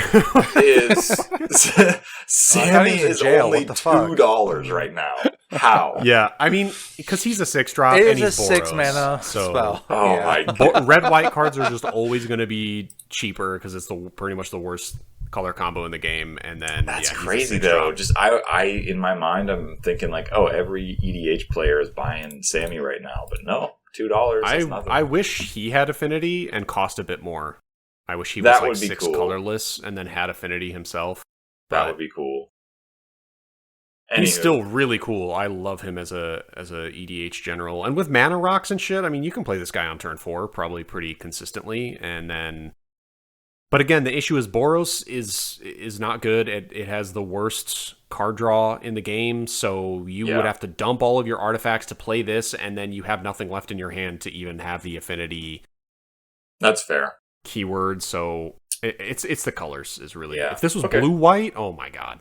Oh, that would just be filthy, dude. I don't know. This card to me says like you play it if you're playing EDH, you play this card, and now none of your cards have colorless cost anymore. Like it's just which then makes equipment crazy. Yeah, it just seems really strong. It feels like really explosive, really cool card. I like this card a lot. I'm thinking about what to do with it. You know what I mean? Like what? Obviously, your mind goes to like Eldrazi and things really degenerate for a little bit, but then, because you can make them cost like no mana. It's depending on how you construct your deck. This card's really. I just feel like this it can scale really harshly and do really powerful things. So it's fun to kind of think about how to best maximize it. Yeah, that's a good point. I kind of didn't think about Eldrazi. You could just have a deck that's all cheap artifacts and equipment, and then you have Sammy as your general, and then all the creatures in your deck are just purely, like 8 mana plus Eldrazi. And yeah, you just dump all your artifacts, dump all your mana rocks, play Sammy as soon as you can, and then you just start slamming Eldrazi for free. Like, that's a pretty cool deck. I actually like that a lot, and it would go against the what Daniel was originally saying, and I agreed with the equipment angle. Like, what if you just went crazy hard on the gigantic colorless creature angle and made Sammy the helm of this crazy Eldrazi deck? That would be really cool. I think there's a lot of cool build possibilities for Sammy, honestly. I like this card so much. Giving just every spell affinity is stupid. Dude, think about even just Cosmogrand Zenith, like making that 1 mana. There's so many, and then putting +1/+1 counters on Sammy. Like there's just you can do a lot. Oh my with god. this card. Devastating Onslaught? I was thinking about that. Yeah. Jesus Christ. You could cast X for like 5 and it would still cost you 1 red mana. That is so cool. Dawnsire becomes 0 mana, although it's still not good. Goldspan Dragon is 2 red. Like there's so many ways to just like eliminate all the colorless costs of all your cards. Sammy just explodes. Wow, what a cool card. Damn. Carver's next EDH general. Here we go. Here we thinking. All right. Well, speaking of Carver, read your next one. Or Taylor, did we skip you? Did you have stuff to say about Sammy? You brought up. I guess you brought up the cumulative affinity question, which is a good one. Yeah, and then I just kind of dropped that and then dropped the mic and walked away. And you guys just kind of went from there. I loved it. So this makes me want to build like a really dumb, like just 1,000 weapon kind of idiot red white. I forget how much fun, like just cards that are too expensive for effects that are basically like so powerful but like make you a must kill target. I don't know. This card just seems really fun. It's cool. I'm excited to see what else is that though. So we're good to keep going. I'm getting some, by the way, did you look at the art? I'm getting some Razorbat vibes, like Green Goblin, like whatever Sammy's creating here. Like the pumpkin bomb with the Razorbats. Oh yeah, no, I mean, I hate this art, but it's another like pretty blonde person just standing there, kind of like they're doing an action, but they don't actually look like they're doing an action. That's how Alpha Rail is. He's just standing there with his hands up, no facial expression. It's not the really superhero moving. pose. Yeah, it's an action pose. This girl's doing the same thing. Like stuff is happening around her, but it doesn't look like she's actually doing anything. I don't know. That's bad art. Oh, fine. Forget I said anything. Oh, it's by the same fucking person. That's why. Jesus Christ. Okay. Oh, that is weird. Kieran Yanner. He has person, whoever it is, has a style, I guess. Just people standing there doing nothing. Okay. Moving on to the next card on our list. This is called Sothera the Super Void. It is a legendary enchantment. It costs 2 generic mana and then 2 black mana, so 4 CMC. It says, whenever a creature you control dies, each opponent chooses a creature they control and exiles it. At the beginning of your end step, if a player controls no creatures, sacrifice Sothera, then put a creature card exiled with it onto the battlefield under your control with 2 additional +1/+1 counters on it. What is this card like? Grave Pact, which is a really, really good card. And then Grave Pact doesn't have the line of text that says you get their best card back at the end of whenever they have no more creatures. Yeah, this card's insane. This card is really good to me, really exploitable. You don't think it's good? No, I'm saying what is this card? What? Oh yeah. No, it's good. Really solid, really really good card. So, I don't have a ton else to say about it. I don't. It's. Do you want to know my favorite part about this? Is that it doesn't feel that bad to play against compared to like a Grave Pact or something, because there's an off switch. It eventually stops, and then I don't know if So that's something I know that doesn't make it better, but to me that makes it more like if a card I read at, I'm like, oh, this is exciting because it does also playing against it. At least it's not an infinitely let me just play with my food kind of. Yeah, like Grave Pact. That's a good point. If you play Grave Pact, it's like you kill this or nobody's ever having a creature in play again, and it sucks. But yes, Sothera, it definitely has that off switch, which is very fair. But it makes you feel good as the player. It's not like Pestilence. Pestilence is when, it's the same effect. If a player has no creatures, then you sacrifice Pestilence, and it just kind of feels bad. It's like, well, because then you're micromanaging your Pestilence and trying to keep something alive, and but this guy is like, yeah, sure, let's have a player lose all their shit, and then I get your stuff back. Like, it's cool. Oh, actually, maybe it's not as good. So it does say if a player controls no creatures. Yeah, if any player. So it'll be, sometimes this card just isn't even playable on turn 4. If somebody's playing a slower deck and they're just ramping and have no creatures in play, like you play this and at your end step it's going to get sacrificed. So there will be scenarios where you can't play this on turn 4. I would say, in a lot of ways, that means you can play a 4-mana do nothing enchantment and be kind of in a good position. Usually means you can then instead of playing this some other big threat, the other half of your deck that I don't know. I feel like that is a fair downside, but the downside is like, oh, they're not presenting enough threats for me to be worried about them. That means you could do something better. I also see this as a card where you don't even play it necessarily as just a heads up play. You play it as just like, oh, I'm about to combo out and sacrifice 15 tokens, so I'm going to slam Sothera, sacrifice my board, everybody's board gets wiped, then at the end step, I get back the best creature, and now I'm in a insanely superior position, and everyone else's board is gone. I see it working like that, too. Like, I would play this in Teysa, probably, right? Like, on some turn that I want to just win the game. Like, okay, play this, sack a dude, it afterlifes, I get the tokens, sack those tokens, then I return a thing, return my reassembling skeleton to play, sacrifice that, do some stuff. Suddenly, board is empty, and I just get to swing and win, kind of thing. So, this card's versatile in that way as well. This is going to sound like a little, nerdy emoji, but something I kind of like about this is it's not obvious the best way to use it. Like, there's a lot of edge cases where it's not just, Grave Pact just does its thing forever all the time. This one has a lot of weird little modular pieces that makes it just, I don't know.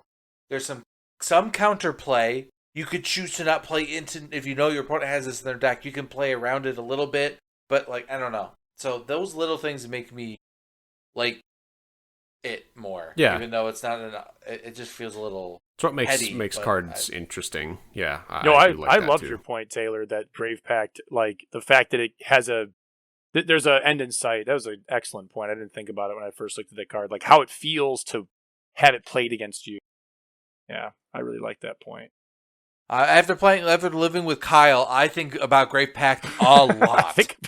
I never played Grave Pact.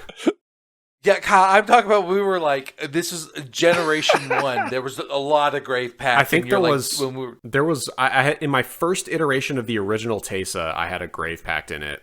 But then when I changed it to the current Teysa of your death abilities double trigger versus the original Teysa of the sack 3 white creatures. He's trying to downplay the terrorism he caused. There was absolutely Cedrus decks back in early college, late high school, in which I had to suffer through. No. Great. No, not true.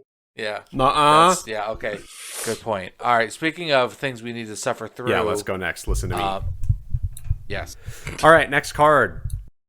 Tanuk, Steadfast Second. He is 2 colorless, 2 red. He is a 3/5. Legendary creature Kavu Pilot. He reads, other creatures you control have haste. Artifact cards and red creature cards in your hand have warp 2 and a red, so they warp in for 3. This card's very cool.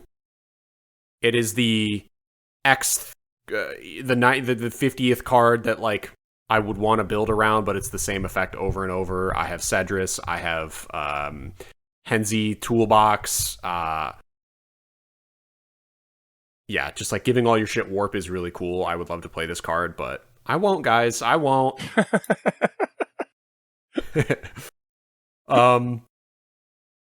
Yeah, I don't know. He's cool. I don't know what else to say. I like artifacts and red creatures you control. Yeah, that does really limit it. You can't just start warping in Emrakul's. I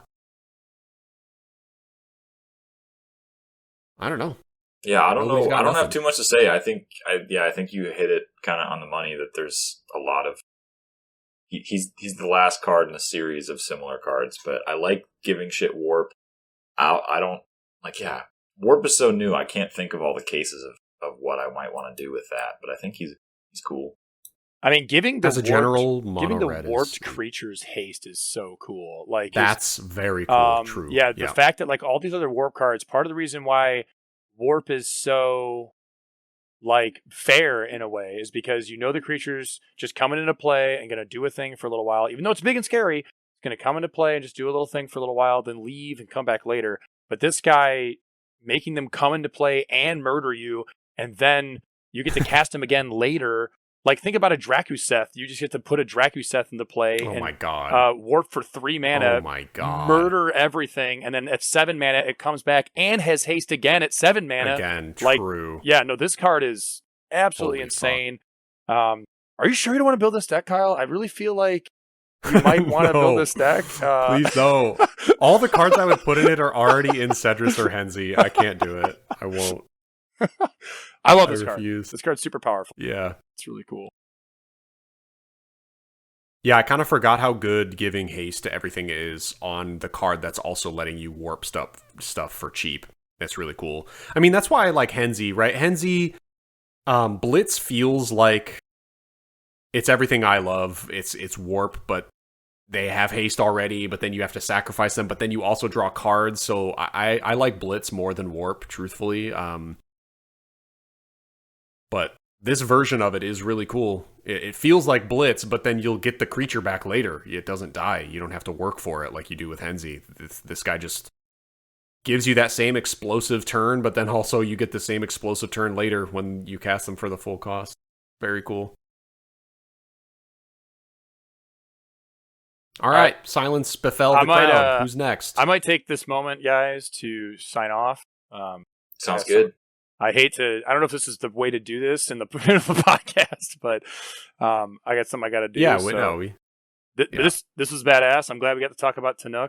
I'm bummed that the last couple cards here, I think some of them are really cool, but I got to split. So thanks for having me, Kyle and Taylor. Appreciate it. Nice talking games with you. Of course, Carver.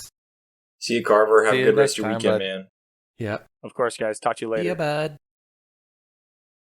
All right. Yeah, who's reading next? Taylor, are you next? Taylor, or is it me? Okay, Taylor. Do I get the Planeswalker? Yeah. This is where we're going to really test my reading comprehension, huh? All right. Tezzeret, Cruel Captain, 3 colorless for 4 loyalty Planeswalker, Tezzeret. He has a static ability. Whenever an artifact you control enters, put a loyalty counter on Tezzeret. He's got 3 abilities. His first one costs 0 loyalty. Untap target artifact or creature. If it's an artifact creature, it gets a +1/+1 counter on it. His second ability is a -3. Search your library for an artifact card with mana value 1 or less. Reveal it and put it into your hand, then shuffle. His ultimate is a -7. You get an emblem with, at the beginning of combat on your turn, put 3 +1/+1 counters on target artifact you control. If it's not a creature, it becomes a 0/0 robot artifact creature. He seems good. Yeah. I feel like he's for player. My brain does not work in like the decks that he's good in. I would not be able to pilot very well. So I have no idea how good or bad he really is. I think he'll be good. He seems insane. Yeah, I don't know. He's very interesting. Yeah, he's interesting. When I first saw him and I first read when I read the static ability that whenever an artifact you control enters, you get a loyalty counter on him, I was like, oh, this is going to be busted. But I feel like he actually isn't. He doesn't ramp as hard as I expected him to. Like his emblem is really strong. I mean, getting every combat you're getting your your artifact creatures or artifact creatures a little bit bigger.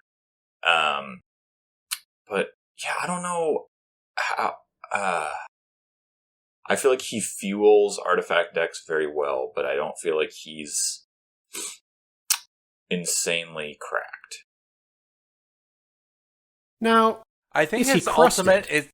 He's neither cracked nor busted. Is underrated because he turns all the things that turn so you must have a bunch of artifacts in play already, but so it turns every clue into a 3/3 and if you don't deal with it, it becomes a 6/6. It's just like this. You're creating like kind of free creatures out of the kind of junk you have laying around, in addition to then your initial game plan. So I think his ultimate is deceptively powerful because I think it looks impressive, but I think it just turns all of the random junk that just sits on your battlefield for like a couple of life eventually into an aggressive threat. I have a couple thoughts about him. Number one is he is 3 mana. This is where you get into the danger zone with planeswalkers. When they start costing less than 4, they become really hard to balance and kind of spiral out of control. Yeah. So him being 3 cost and entering with 4, he is really hard to kill early. Like, that's a lot. That's demanding a lot from people to try to get rid of this guy. And if they don't, he just passively gets bigger and bigger as they play their deck. So there's a world where I see you just playing this on 3 and maybe paying 0 to untap a mana rock or untap a creature that you attacked with and then making it a little bit bigger and kind of, holding your ground.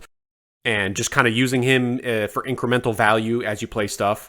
I also see a world where you play this late game and then, or maybe not even late game, like mid game, where you play him on a turn where you plan to create a bunch of treasures and he just explodes into 10 loyalty the turn you play him, and then you can ultimate him that turn.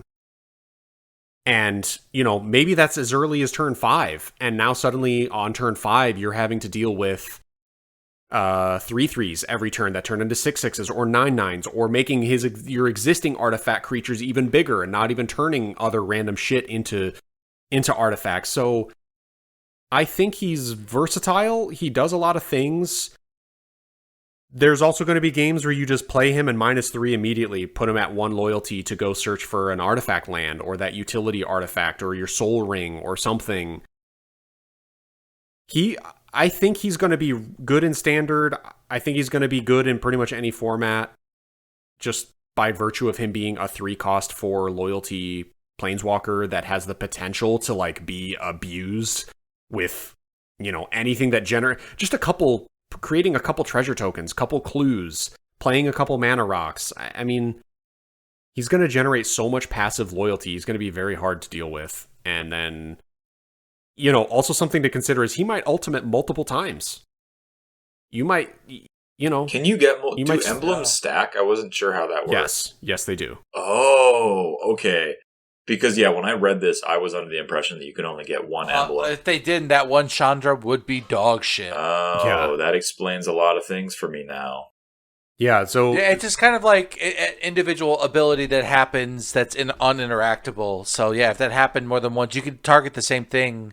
So everything's at least now 6/6. Now I think he's busted. Now he's crusted. He's crusted, Kyle. He's crusted and rusted and slacked and blacked. I think he is hard.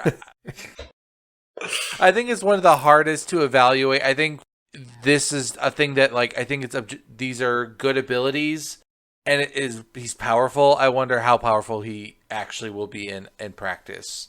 I feel like the most powerful version of him is turn 3, play him. Turn 4, play stuff that generates a few artifact tokens, and he gets up to 7 or 8, and then you ultimate him on turn 4. And now you just have just a never-ending slew of power to deal with. +3/+3 permanent power every single combat. Like you said, I think it's going to be more powerful than people think it is. It's just going to, I don't know. Because a lot of times there is either, in the case that's, as soon as there's one turn in which you let someone with this ultimate, just kind of pass around. Like now that threat that they were using defensively is now a 6/6 or a 9/9 and then a 12/12, or they're starting to get a wider army. And I think this, imagine having an enchantment that just makes a body every turn that just is uninteractable. Just getting free things that draw resources from your opponents is just really powerful in a way that I think is hard to quantify. I think this guy's interesting, but not exciting. Yes, how I would put I it. agree. Yeah. Strong, but not overtly powerful. Yeah, I guess that's fair. Crusted, but not blusted, if you will. What is blusted? I will. Taylor won't, so let's move on. All right. Danny boy, read the next one. All right. The next one is the Dominion Bracelet. It's a 2-mana legendary artifact equipment. It equips for one generic mana. And it says, equipped creature gets +1/+1 and has, you can pay 15, exile the Dominion Bracelet. You control target opponent during their next turn. This ability costs X less to activate, where X is this creature's power. Activate only as a sorcery. Yeah, really fucking cool. Dude, yeah, I don't know. I don't know. Yeah, I don't know, dude. This card is pretty awful. It's an extremely bad Mind Slaver, basically. Yeah, I don't know. I don't know. Mindslaver is an effect that it's like, I don't know if I want them to figure out a way to make another one. No, they don't need to, but it's just, I feel like it's exiling it makes it especially poopy. Mindslavers being a sacrifice means it's repeatable. I remember I had an infinite Mindslaver loop in my Glissa before I removed it because it's just not fun. So I guess it has that balance lever on it where you got to exile the Dominion Bracelet, so you only get to do it once, kind of like in the Emrakul. You know what sucks about evaluating cards is that there are times where this is the way we would want all Mindslavers to be printed versus what they literally did, and even they admit is a mistake, is like, it sucks. I hate that Mindslaver sacrifices doesn't exile. I wish all of them did.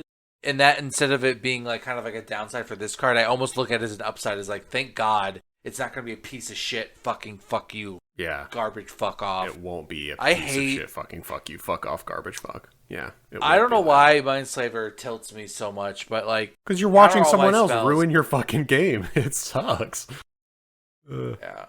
It is a very tilting card. It's just...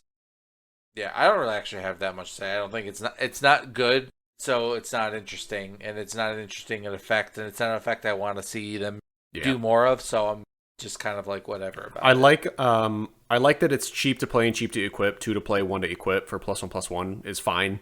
Usually these types of equipment are 6 mana, 4 equip, it's just very prohibitive. I like that this is a really low to the ground equipment that scales with power.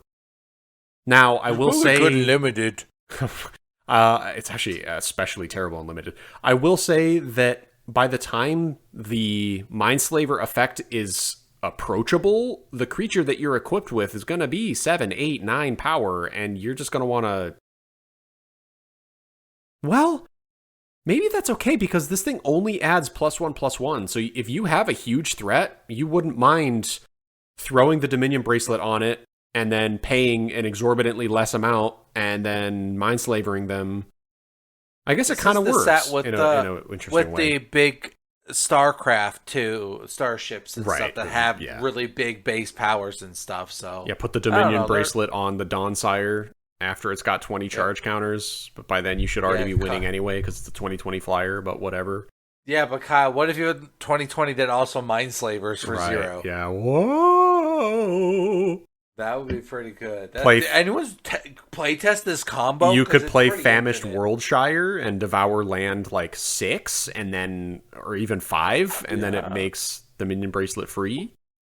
Where do you think he puts it on his body? He's so big, he's consuming worlds. Where's he gonna put that bracelet? The bracelet. Sure.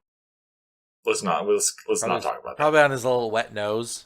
After how like animals have little wet noses from when they lick it and stuff. What That's where he's going to be. are we talking about? Something more interesting than the stupid Dominion bracelet. Okay, yeah, then let's go next. Final it's me. two cards. Okay.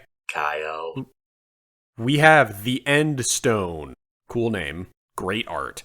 It is a legendary artifact. It costs 7 mana, all colorless. It says, when you play a land or cast a spell, draw a card. At the beginning of your end step, your life total becomes half your starting life total rounded up. This is it's cool. Cool fucking card. I love this card so much. The flavor text is also cool, Kyle. Can you read it? The future is set. The present remains uncertain. I don't know. That's pretty cool. I think yeah, cool. That's like, man, what a weird, interesting, good card. I love that it Groundhog's Day, the card. You just reset over and over. When I first read this, I had to be like, okay, what does that mean? So yeah, it's basically just the end of every turn, or if you start at 20 life, it's every turn you're ending your life with your life at 10. So if your opponent doesn't kill you, you just get healed back to 10 every turn, basically. This card makes it very hard for your opponent to kill you, and I think it's even better in EDH. And on top of being hard to kill you because of that, then you got the insane card advantage from its first effect. The amount of value this card generates, when you play a land or cast a spell, it's saying when you do anything, draw a card. It just says replace every card you use. That's what it says. Which, is really, really fucking insane. A fetch land becomes draw 2 for nothing. Yep. Jesus Christ. Wait, why would that be draw 2? When you play a land. Lands you play. But what does fetch lands count as play? I thought it just no, you're just right. Enter. You're right. That's me being bad at the game. Guys, come on. Oh. Don't cheat. I fucked up big time. It would say when a land enters play, draw a card. That would be stupid. Okay, makes sense. Yeah. This evaluation there. It's still insanely good. Your lands are just draw 1 card for 0 instead. My bad. Yeah, come on. So now we're talking about some dog shit. Yeah, that's not competitive. At the beginning of your end step, your life total becomes half your starting life total. I really like that too, because it's 7 mana, right? So in theory, you've taken some damage. You might be okay losing your... even if you're at 40, like, I would take 20 damage to have this effect in play. Yeah. Because then it's like, EDH usually ends one of 2 ways, is some giant explosive turn that just nukes everybody, or, they kill you over time, incrementally, and this just prevents that version of someone winning. They have to nuke you. They can't just slowly kill you. Of course, there's commander damage, which is another, alternate way around something like this. But yeah, this just says, like, do 20 damage to me or you're never killing me. And that's really cool. That is an effect worth... Yeah, I'll sacrifice half of my life in order to get that. Plus drawing a card when I do anything. Fucking crazy. I really like this card. When I first read it, I thought it wasn't half your starting, just halves your life total every turn, and I still thought it was good. Yeah, even that is kind of cool. Then it was kind of like this idea the thing is slowly sapping you until someone bringing you just to an pushes end, you over. Right? Bringing you to an end. It's fitting either way, but nope, it's better than that. Yeah, so I just thought it was very interesting, and because I was reading a lot of limited reports, and like basically if this enters play, you can't win. Because imagine being able to do 10 damage in one turn in limited, and against an opponent who every card they play, they replace it with another card. Yeah, no, this card wins you. It is kind of one of the most, people are saying, is one of the most bombiest bombs of all time. It might as well just, and I didn't understand at first. I was like, yeah, it's a lot of cards, but 7 mana do nothing. What are you talking about? I was like, oh, that might be 7 mana, like, heal back up to the exact lethal on board. Yeah. Kind of. Yeah, this thing's crazy, but it's like a card in a vacuum I just think is really cool. I don't know if it's maybe too powerful, and it enables kind of the way that Paradox Engine is kind of like, if you play it fairly, it's cool, but no one ever does, and the people who play it are losers. Yeah. Do you know what card I'm talking about, Kyle? I bet you put them all that. It's like whenever you play a non-land card on tap, all non-land permanents or something like that. whenever you cast a spell, untap all non-land permanents. No, I never played this card. That's it. Yeah, that thing, it enables too many, like, infinite dirtily combos type of stuff. Like, this is, like, every time you do anything, draw a card. It just allows people to... It doesn't help you win the game. It just, like, makes... I mean, it does help you win the game, drawing cards. I think you get what I mean. It doesn't end a game on its own. Right, yeah, sure. Then you have to draw the thing that... And that's my only... but it's also a 7-mana artifact, whatever. It's cool. I think it's pretty swag. It's a good way to put it. I do think it's pretty swag. Yeah. It's the swag stone. Yerp. Okay. Speaking of sound effects and weird the last things, one. The worst... This dog shit card. Oh, he doesn't like it. Weft Walking. 4 colorless and 2 blue mana for an enchantment. When this enchantment enters, if you cast it, shuffle your hand and graveyard into your library, then draw 7 cards.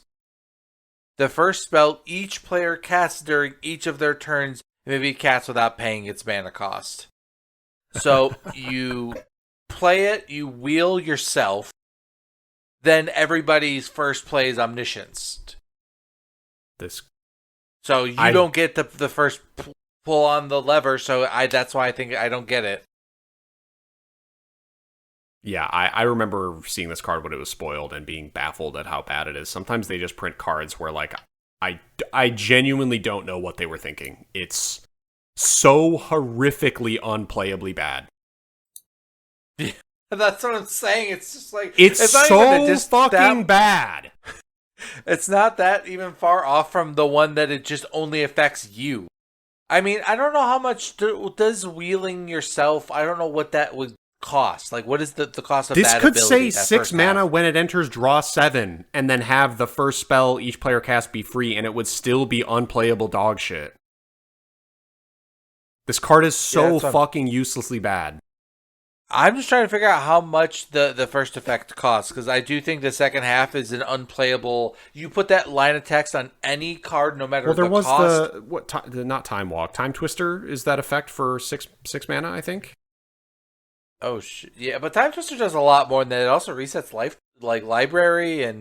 No, it's each player shuffles their hand and grave into the library, then draws 7 cards, and it's 3 mana, but it does it for each player. Yeah, so it's a Time Twister effect for just you, which...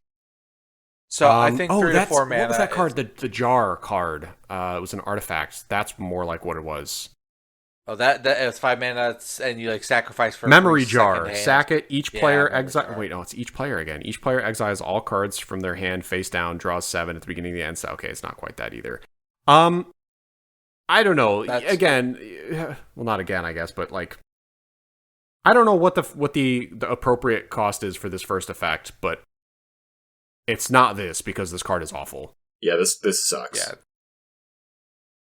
This might be the single worst card that was printed this calendar year. God, fuck, it even says if you cast it. So it's not even giving you the option to try to flicker this and refill your hand and do anything interesting or abusable. It's so bad. It's crazy is that there's effects like this in other card games, and in every single card game I've ever seen with that effect, where it's a symmetrical effect, but you can't benefit from it first, has been unplayable. It is, and it's always unplayable in the way that, like, hey guys, look at this. This is the single worst card have seen printed. I think it's funny you point that out. I didn't think about that too much. That it specifically says the first spell, and since even if you cast this as your first spell, you'll never get the first free card. So I guess that's what the first half is supposed to be, to make up for the fact that your opponent is going to get the first free spell from this. It's like, hey, but you Time Twister yourself, but like. If they had given this flash, maybe it would be redeemable in the smallest way. Good call, Daniel. That could have been cool.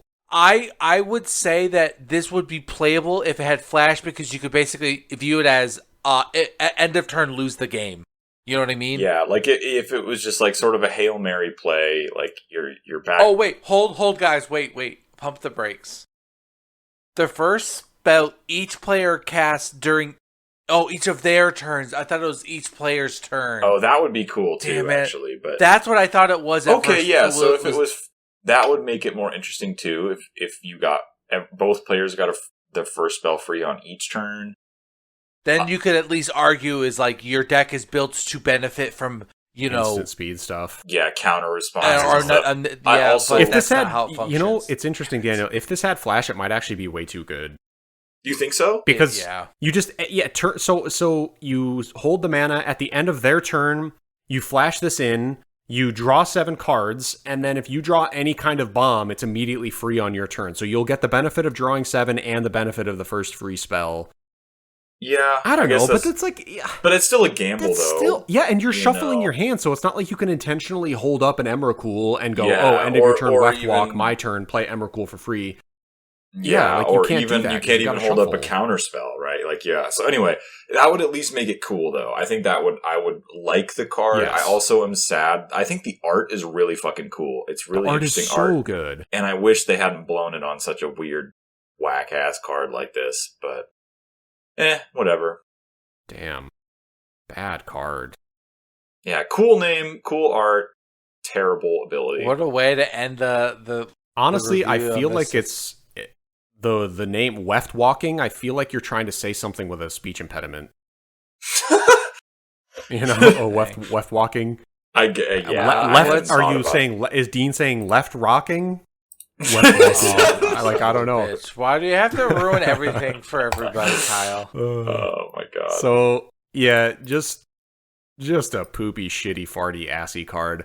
Now, what? I was going to make a joke about the Avatar set, so never mind. Just what I will say is, as a set overall, this is the kind of set that I think I normally would have been poo-pooing on. But I am actually very impressed by how magic it all feels while being sci-fi at the same time. Agreed. I am pretty impressed by the set overall. I love the power level. I love the new mechanics. I fucking love warp. I do really like station. I don't know if they nailed it. I think all the station cards are probably a little bit too prohibitive and expensive. Most of the costs are so it's more of the mechanic seems like interesting, but maybe the designs of the cards with that mechanic didn't necessarily work. So it's something hopefully they could reconsider going back to, which they probably won't because it's station, so they're gonna have to make another sci-fi set with spaceships to justify it. But maybe not. I mean, you could justify putting this in any kind of artifact themed set, probably. Stations could just imply in bases of humanoids. No, all the stations are on spacecraft, so never mind. I could see them doing another Universes Beyond sci-fi set, like fucking, the Halo set. Yeah, sure. Or something, True. But I doubt they'll do it in a non-Universes Beyond set again. It feels pretty set-specific to me. Yeah, I totally agree with that. So, yeah, overall, I was impressed with the set. I really like it. Same. I'm surprised at myself. I agree with what you said. When I saw that they were doing the sci-fi stuff, I was kind of hesitant about it. I thought, but you're kind of same as the recent Tarkir set, that it kind of just felt like more classic Magic. Maybe classic's not the right word, but yeah, it feels more true to the roots of the game. And I feel like the mechanics are just more interesting. I don't know. I'm definitely. I didn't get a chance to go to the pre-release for this set, so I'm hoping I can get to a draft at the end of this week and play a little bit. Yeah, I think. Go ahead. What I was gonna basically say is just echo the being impressed with the way they managed to still make it swords and sorcery. Yeah, kind of, but it's set in space, and I did find out like the Kavu that are in this set are not the Kavu of like the Onslaught set. It is like a kind of like ancestral, like in lore reason, like they're separate enough for it. So I'm like, okay, that's fine. Okay, so they're like a different subspecies sort of thing. Yeah, and that's because like I remember me and Kyle talked off pod once a little bit when they first spoiled this stuff, and I was like, I don't know how I feel about like the Kavu like being kind of upright dudes exploring space, and so it's not quite the same, but it's kind of like from ancestries. And I think what bums me out though is like this is the last set I am happy about for at least the rest of this year. and that's kind of a bummer. Yeah. I would compare this set. The last point I wanted to make is very favorably to, like, this feels like a gimmick set, obviously, right? It's sci-fi. It's really kind of off the cuff random. But I would compare it very favorably to other ones they've tried in the past like that. Duskmorn, specifically, the Haunted House set, I thought was really lame. I didn't like the mechanics of the set. Impending was cool, but they didn't really do anything with it outside of those big mythics that are really expensive. You know, like all the Ghostbuster adjacent stuff, it just was all kind of lame. The Harry Potter set way back when, Strixhaven, it was the same way. It was just, it felt really derivative and bad. The fucking cowboy set, what was that one called? Thunder Junction. Thunder Junction. Like, that one was the worst. It was so fucking, like, it's all just horrible, watered-down, derivative, awful rip-off What about stuff. the Ravnica revisit, but it's just a Clue-themed murder mystery? Yeah, like... Yeah. That's the kind of shit that Magic does now, that anytime I hear them gonna do something like this set, I just roll my eyes and scoff, and I know it's gonna be crap. And this one really surprised me, where it was just felt Kyle, refreshing somehow. I don't know how else to say it, but like the art is good, the mechanics are good. Yeah, it fits. It's just cool. Yeah, and it works way better than those other shitty sets. It's a well-designed set. I think it's simple as that. It reminds me of when Lorwyn was coming out, not in terms of like the quality of the set necessarily, but it's in the same way that like I could see them doing more things, expanding this like kind of stuff out a little bit more. Whereas, like, nowadays, like, I know the things we visit are a one and done because this is all they had for ideas, but this set felt like them actually planting some sort of world building and, like, able to expand, and I cared about what was printed beyond the cards, whereas, like, all the other sets, it felt like they had ideas for cowboy-themed cards, so we just think, of all the cowboy-themed things we could think of, this world doesn't exist, it's just characters doing cowboy stuff. This felt like an actual world in which a story was happening and they captured moments on cards that are, I don't know. So Cosmic as a sci-fi setting is also so weirdly refreshing that no sci-fi stories are very kind of exploring the universe in ultra sci-fi settings or like the Star Wars-y stuff, but like having a lot of cosmic weirdness and creepy aliens. That's a good point. Yeah, it's more like the eldritch sort of abstract horror kind of shit rather than the like hard sci-fi stuff. Yeah. But that's all I gotta say. It's the last time I think we'll probably be doing one of these for a while because I don't really feel like sitting down and unless the Spider-Man set, I really feel like it, but I don't think I will ever fucking talk about that shit. Oh my god. We could just do like we could do like a shit talk episode. That's very possible. Yeah, or maybe we could I think we're due for another like actually interesting idea, when we rebalanced cards or talk about our favorites in this way or that. I think it'll be fun to go back to something like that next time. Cool. For now, it'll give us a good excuse to do that, since there isn't so many cards coming out all the time that we want to talk about. That's a good point too. Yeah. All right, sweet. Well, this was a good episode. I'm glad we got to talk about this set a little bit. Yeah. Thanks for tuning in, everybody. Until next time, I don't know. Brush your teeth. Yeah, if you're not brushing your teeth at this point, come on. Yeah, what are you doing? Bye-bye.